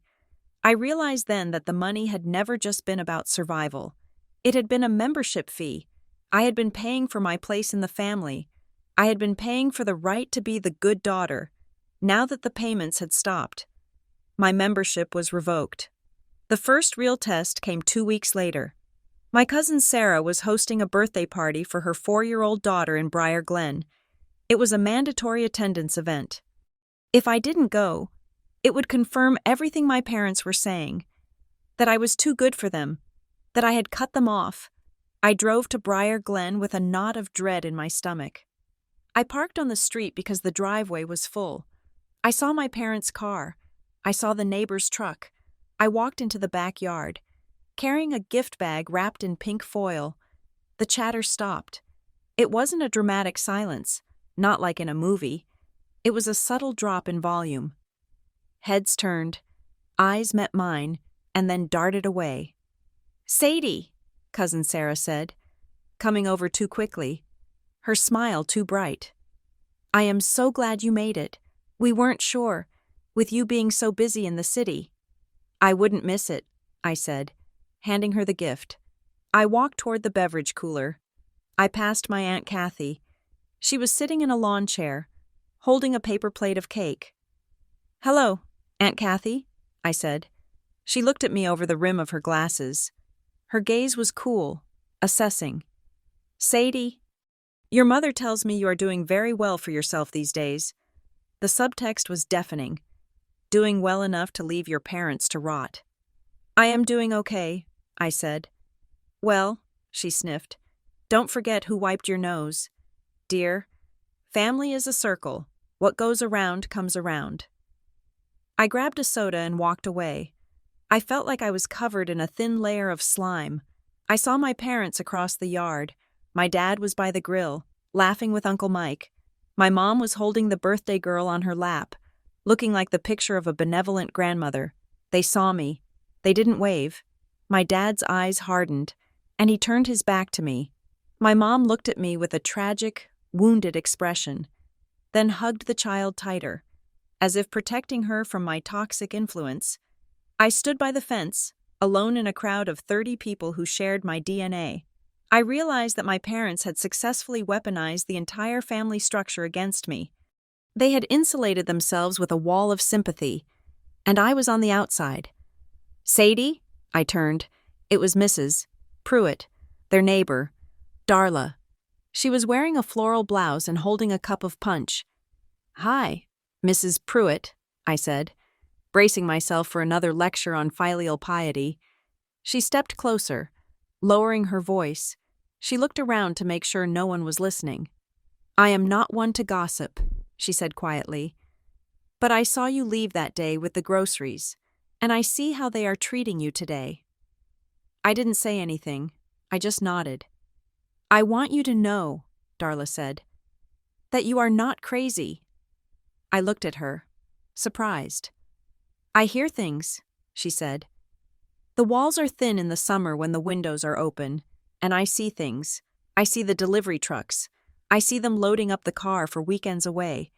They told everyone they were going to visit sick relatives, but they come back with tans.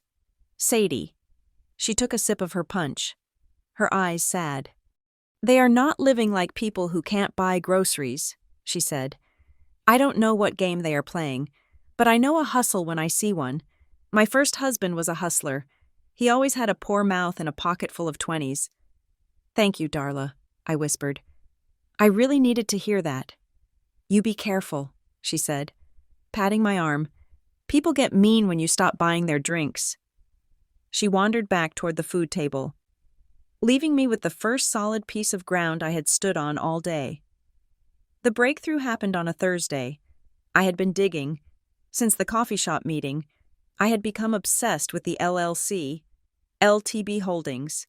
I had searched every database I could access for free. I had found nothing except the lien release. Then Evan came over. He showed up at my apartment unannounced. Looking haggard, he had dark circles under his eyes. He sat at my kitchen island and drank a glass of water like he had been walking in the desert. "I think I messed up," he said. "What happened?" I asked. "I was thinking about what you said, about the signature, about the LLC." He rubbed his face.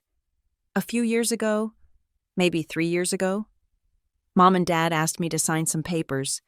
They said it was for estate planning. They said in case something happened to them. They wanted me to have power of attorney to handle their affairs because you were too busy with work. And you signed it?" "I didn't read it," Evan admitted, looking ashamed. "I just trusted them. It was a whole stack of stuff. But I remember one page had a weird header. It wasn't a will. It looked like a business formation document. I asked Dad about it, and he said, 'Oh, that is just a vehicle to protect the house. Don't worry about it.'" "A vehicle," I repeated. "I went through my email," Evan said. "I found a forwarded confirmation from that week, from a registered agent service. It was for LTB Holdings, LLC. "So you are a member?" I asked. "I think I am the registered agent," Evan said. "Or maybe a silent partner. I don't know. But I dug a little deeper into their emails. I know their password. It is the dog's name, plus the year I was born. I shouldn't have done it, but I had to know." "What did you find?" "I found a folder labeled Sunshine," Evan said. "It was full of Zillow links and emails with a realtor in Arizona." "Arizona?" "Scottsdale," Evan said. "Sadie, they are not just saving money, they are buying a condo, a retirement condo in a 55-plus community. The price is $350,000. They have been making inquiries about a cash offer."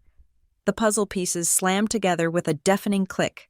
The settlement money, the nest egg they couldn't touch, the retirement bridge. They weren't just hoarding cash for security. They were hoarding it for a specific exit strategy. They were planning to move to Scottsdale, to a life of golf courses and sunshine. And to keep that dream intact, to keep their down payment perfectly preserved and growing interest, they had used me to pay for their daily existence in Illinois. I was the operating capital.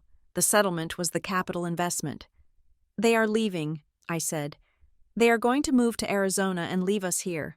"And the LLC," Evan said, his voice trembling. "I think the LLC is how they are moving the money.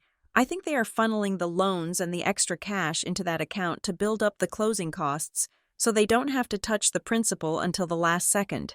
And if my name is on it—" "If your name is on it," I said, "and they default, or if there are taxes owed, or if they are hiding assets to qualify for some other benefit, you are liable." Evan put his head in his hands. "I am a shield," he said.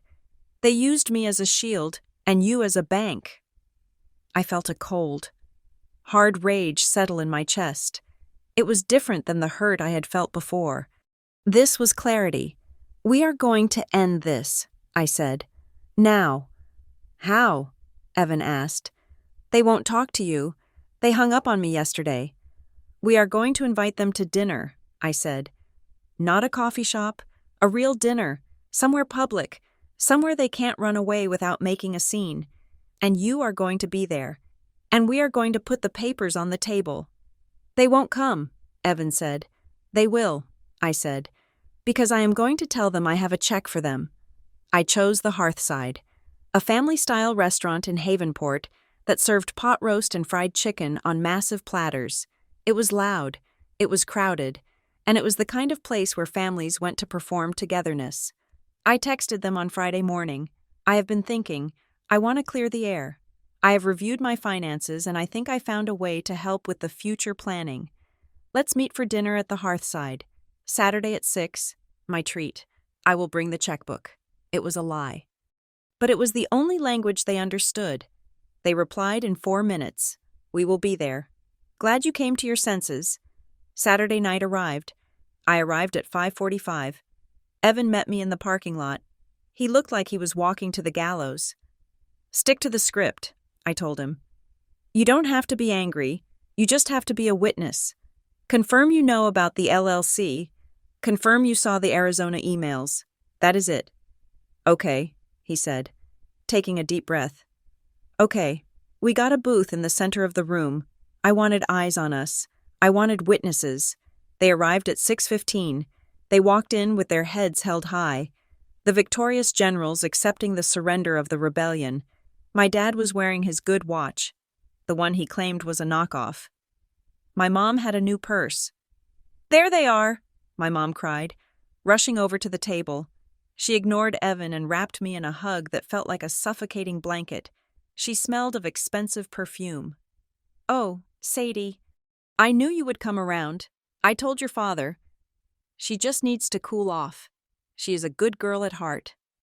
Sit down, Mom, I said, extricating myself. They slid into the booth opposite us. My dad picked up the menu. I could eat a horse, he said jovially. This is nice. A family dinner, like old times. Order whatever you want, I said. They did. They ordered the deluxe platter. They ordered appetizers. They ordered sodas. They were celebrating the reopening of the bank. I let them eat. I let them chat about the weather, about the neighbors, about how hard it was to find good help these days. I drank my water and waited. When the plates were cleared, my father leaned back and patted his stomach. He looked at me expectantly. So, he said, you mentioned a check? I did, I said. I reached into my bag, but I didn't pull out a checkbook. I pulled out the blue binder. The smile on my father's face faltered. What is that? Mom, I said, I am going to the restroom.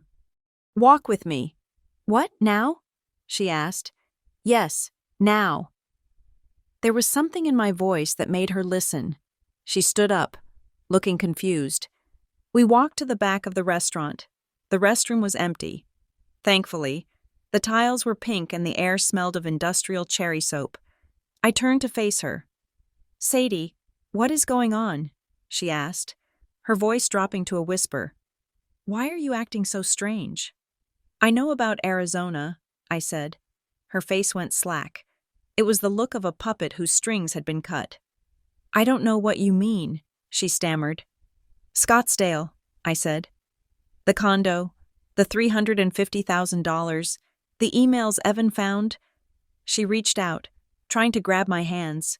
Her eyes filled with tears instantly. Sadie, please, you don't understand. It was a dream, just a dream. We wanted to have something nice for the end of our lives, after everything we did for you, after all the sacrifices. Don't we deserve a little sunshine? You deserve sunshine, I said gently, but you don't deserve to buy it with my life. We weren't hurting you, she cried, the tears flowing freely now. You were doing fine. You have a career. We just needed a little help to keep the principle intact. It was for the family. If we have the condo, you can visit. It would be yours one day. I don't want the condo. Mom, I said. I wanted a mother who didn't lie to me. I love you, she sobbed, trying to pull me into a hug. I did it for us. Don't you see? I did it to keep us safe. I stepped back. I didn't let her hug me. I am grateful for everything you did for me as a child, I said. My voice was steady, clearer than it had ever been. I am grateful for the piano lessons. I am grateful for the shoes. But I am an adult now, and I am still allowed to ask what happened to my money. Sadie, wash your face, Mom, I said. We are going back to the table. I turned and walked out. She followed me, dabbing her eyes, fixing her mask. We sat back down. My father looked from me to her, sensing the shift in the atmosphere. Everything okay? No, I said. I slid the binder across the table. I opened it to the page I had prepared for tonight. It was a timeline. 2018. Dad claims back injury, asks for $300 loan. Same week. $300 deposit into LTB Holdings. 2020. Mom claims car repair. Asks for $500. Same week. Inquiry to Scottsdale Realtor. 2023. Furnace, emergency. Funds transferred. Nest thermostat purchased. I put the receipt from the gilded table on top of the pile. We know, I said. We know about the settlement. We know about the condo. We know about the LLC that Evan unknowingly signed for. My father looked at Evan. His eyes were cold. You little traitor, he sneered. Digging through my emails? I was protecting myself, Evan said, his voice shaking but audible. You made me the registered agent of a shell company. Dad, you put my neck on the line. It is not a shell company, my father shouted. A waiter carrying a tray of drinks paused nearby, looking concerned. It is a holding company. It is standard financial planning. You are too stupid to understand how wealth works. I understand how theft works, I said. I looked at them, really looked at them. They weren't the fragile, struggling parents I had spent 8 years protecting. They were operators. They were calculating. Selfish people who had looked at their children and seen resources to be harvested. I have one question, I said. I placed my hands flat on the table to stop them from trembling. Was I ever going to be told the truth? Or were you just going to move to Arizona one day and leave me here with a thank you card and an empty bank account? My mother looked down at her lap. Twisting her napkin, she couldn't answer. But my father could. He stood up. He was a big man, and he used his size to intimidate. He threw his napkin onto the table. It knocked over the salt shaker. The restaurant went quiet. People at the nearby tables stopped chewing. They turned to watch. My father's face was red, the veins in his neck bulging. He didn't care about the audience anymore. The charade was over. The check wasn't coming. Fine, he bellowed. His voice boomed off the wooden walls. You want the truth? Is that what you want? You ungrateful little brat? Tom. Sit down, my mother hissed, tugging at his sleeve. He shook her off. He leaned over the table, his face inches from mine. You want the truth? He spat. You won't like it. You want the truth? My father bellowed. His face was a map of broken capillaries and righteous indignation. You won't like it. Try me, I said. I did not yell. I sat with my hands clasped on the table, my knuckles white, anchoring myself against the gale force of his anger. He remained standing, looming over the table. The restaurant was dead silent around us. A baby cried in a distant booth, a sharp, lonely sound, but the adults were frozen, forks suspended halfway to their mouths. We did it for you, he said. He pointed a finger at me, a thick, accusing digit. We did it to ensure that this family had a future. You think wealth just happens? You think it falls out of the sky? You have to build it. You have to protect it. Protect it from who? I asked. From the electric company? From the grocery store? From erosion, he shouted. He looked around, realized people were staring, and lowered his voice to a harsh, vibrating whisper. He sat back down, heavily. The booth creaked. We have a nest egg, the settlement money. It is not just money, Sadie. It is dignity. It is the difference between ending up in a state home with bed sores and living out our final years with respect. And you couldn't use the interest? I asked. You couldn't use a small portion of it to pay for your own furnace? If we touch the principal, the compound interest stops, he said, speaking slowly, as if explaining gravity to a toddler. We calculated it. We sat down 10 years ago and we ran the numbers. If we lived solely on our pension and Social Security, we would break even. But if we had an emergency, if the roof went, we would have to dip into the capital. And once you dip, you never stop. It drains away. He leaned forward. So we looked at the assets available to us.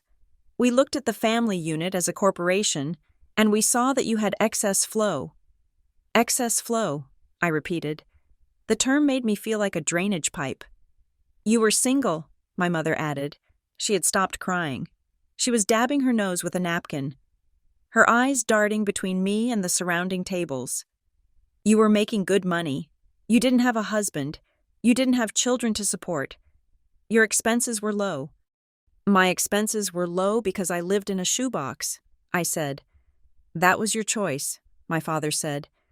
You could have lived here. You could have commuted. But you wanted the city life. Fine.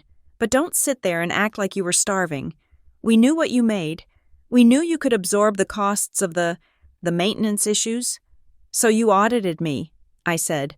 You decided I could afford to pay for your life.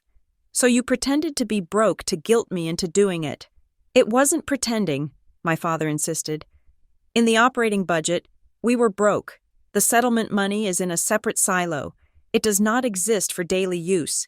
It is the God forbid fund. So when the furnace broke, and the operating account was empty, we were technically broke. That is a lie, I said. That is a semantics game you played to steal $48,000 from your daughter. It is not stealing, my mother hissed. It is keeping the family solvent. Who do you think gets that money in the end? Sadie? You and Evan. It is your inheritance. We were preserving your inheritance. I don't want an inheritance, I said. I wanted a house. I wanted a life now. You have a life, my father snapped. You have a car. You have a job. Stop playing the victim. I looked at the receipt on the table. The $500. And this? I asked, tapping the paper. Was the filet mignon part of the God forbid fund? Or was that essential maintenance? My mother looked away. She picked up her water glass, her hand trembling slightly. It was an investment, she murmured. An investment in what? Cholesterol? In our circle, she said. Her voice was barely audible. The people we were with, the Millers, the Davises, they are important people in town. They are on the board of the Historical Society. They are the ones who organize the trips. If we want to be part of that world, Sadie, we have to show up. We have to buy around. We can't look like we are struggling. So you played rich for them, I said, while you played poor for me. We weren't playing rich, my father said defensively. We are comfortable. We just have liquidity issues. And yes, we treated the Millers to dinner. Bob Miller gave me a lead on the condo complex in Scottsdale. He knows the developer. That dinner probably saved us $10,000 on the closing costs. I stared at him. The logic was so twisted, so perfectly insulated against reality, that I almost admired it. He truly believed that spending $500 of my money to impress a guy named Bob was a savvy business move. And who did Bob Miller think paid for that dinner? I asked. Did he know it was the daughter who drives a Ford Focus with a rust spot? Or did he think it was the successful, retired Thomas Bryant? He thinks we are peers, my father said stiffly. Because we are. You are not peers, I said. Bob Miller probably pays for his own steak. You needed a sponsor. I was the sponsor. I was just invisible. I looked at Evan. He was staring at the table, his face pale. He hadn't said a word since the initial outburst. Evan, I said. He looked up. His eyes were wet. Did you know? I asked. About the strategy? About the operating budget versus the silo? I knew they were tight, Evan said softly. But I saw things. Sometimes. I saw the new golf clubs. I saw the way they ordered when we went out. I guess I knew the math didn't add up. Why didn't you tell me? I asked. Because I didn't want it to be true, he said. He looked at our parents. And because they told me you liked helping. They said it made you feel important. They said, Sadie needs to be needed. My mother gasped. We never said that. You did, Evan said. His voice was steady now, gaining strength. You said it last Christmas. You said, Sadie doesn't have anyone else, so she takes care of us. It is her purpose. I felt a sharp pain in my chest, like a rib had snapped. It is her purpose. They hadn't just used my money. They had rewritten my identity to justify the theft. They had cast me as the lonely, barren spinster whose only joy was writing checks to her vibrant, popular parents. "I am sorry, Sadie," Evan said. He reached across the table, not quite touching my hand, but offering the gesture. "I should have said something years ago. I was a coward. I was afraid they would cut me off too." "Cut you off from what?" I asked. "From the lies?" "From the love," Evan said simply. The word hung in the air. Love. It was the currency they had been counterfeiting for decades. I looked at my mother. She was staring at Evan with a look of pure betrayal. "You are taking her side," she whispered, "against your own mother." "I am taking the side of the truth," Evan said. "Fine," my mother said. She straightened up, her face hardening into a mask of martyrdom. She looked at me. "So this is it? You are going to punish us? After everything we did? After the piano lessons? After the braces? You are going to hold a few receipts over our heads and walk away?" "I am not punishing you," I said. I took a breath. I felt a shift inside me. The anger, the hot, boiling rage, was cooling into something solid, something unbreakable. "I am stopping," I said. "There is a difference." "What does that mean?" my father demanded.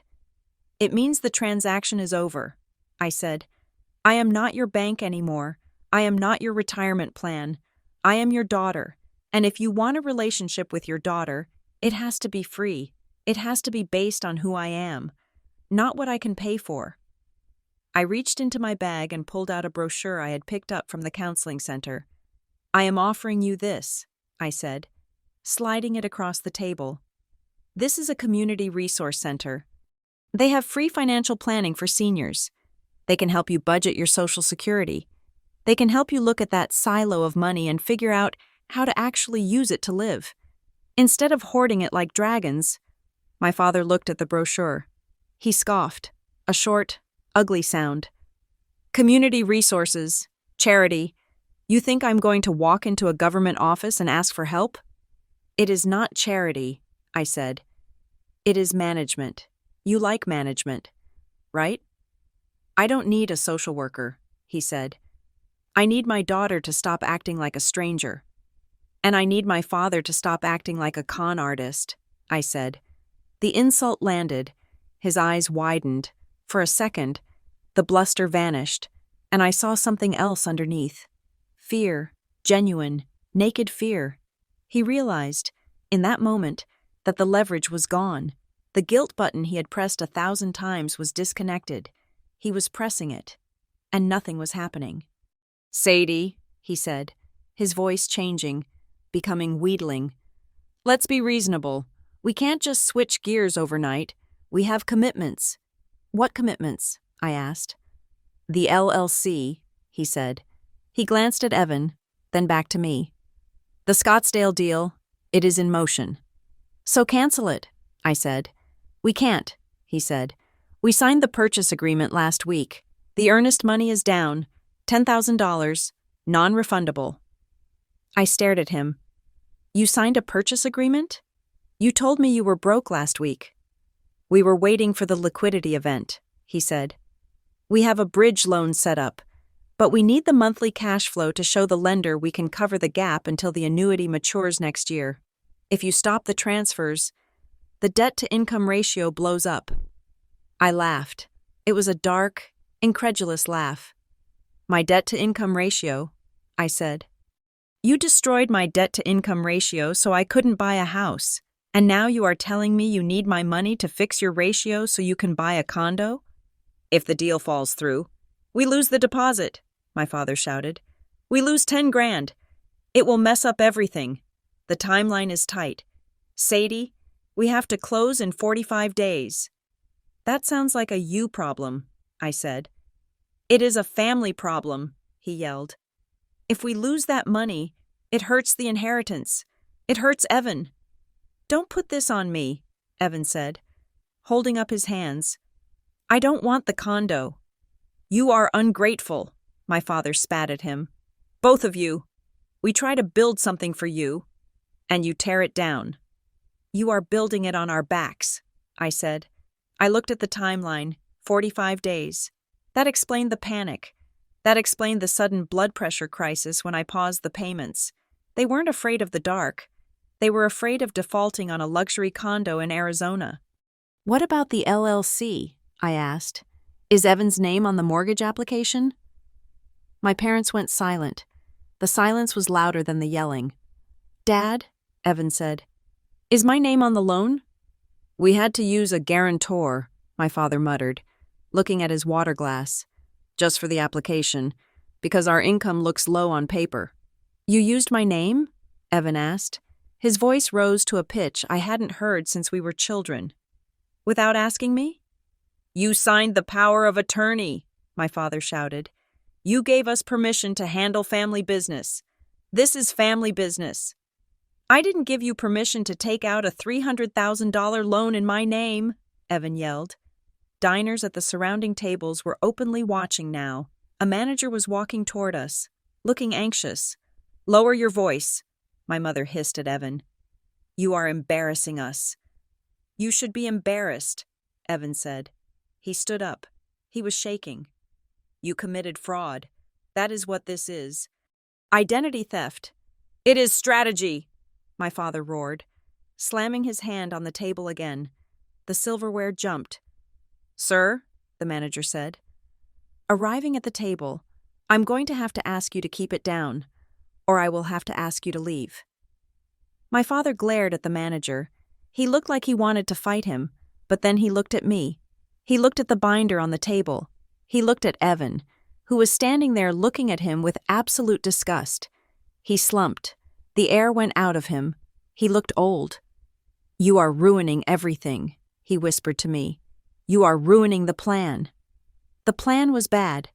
"Dad," I said, "it was a bad plan because it required you to cannibalize your children." I stood up. I picked up my purse. I opened my wallet and took out a $20 bill and a 10. Enough to cover my chicken dinner and a tip. I placed the cash on the table, right next to the receipt from the gilded table. "This is for my meal," I said. "I am not paying for yours. And I am not paying for the condo." "Sadie, you can't leave," my mother said, clutching my arm. Her grip was tight, desperate. "If you walk out that door, if you stop the payments, we lose the deposit. We lose the dream." "Then you lose the dream," I said. I peeled her fingers off my arm. Her hand fell limp to the table. "I love you," I said. "But I am done paying for you." I turned and walked away. My heart was hammering in my throat. I felt like I was walking through water. I heard my mother sobbing behind me. I heard my father muttering curses. But I didn't look back. I walked past the hostess stand. I walked out the double doors into the cool night air of the parking lot. I took a deep breath. The air smelled of exhaust and rain. It smelled clean. The door opened behind me. "Sadie!" It was Evan. He was jogging to catch up. He hadn't paid for his meal. He had just walked out. "Are you okay?" he asked. He looked terrified. "I am okay," I said. And I was surprised to find that it was true. "Are you?" "I don't know," he said. He ran a hand through his hair. "He used my name. Sadie. He put me on a mortgage." "You need to get a lawyer," I said. "Tomorrow morning, you need to freeze your credit. You need to revoke that power of attorney. Send it in writing, certified mail." "I don't have money for a lawyer," he said. "I do," I said. "I have $48,000 less than I should. But I have enough to help you fix this. Real help, not the kind that comes with strings." Evan looked at me. He started to cry. He pulled me into a hug, burying his face in my shoulder. He was my little brother again. "I am so sorry," he sobbed. "I am so sorry I let them do this to you." "We are going to be okay," I said, holding him tight. "We are the infrastructure, remember? But now we are building for ourselves." I looked back at the restaurant, through the window. I could see my parents. They were still sitting in the booth. My father was arguing with the manager, probably about the bill. My mother was staring out the window, looking lost. I felt a wave of grief so profound it almost knocked me over. I wasn't grieving the money, I was grieving them. I was grieving the parents I had invented in my head. The proud, struggling people who loved me. They were gone. In their place were two strangers who looked like them. Strangers who had loved a version of me that was just a signature on a check. "Come on," I said to Evan. "Let's go."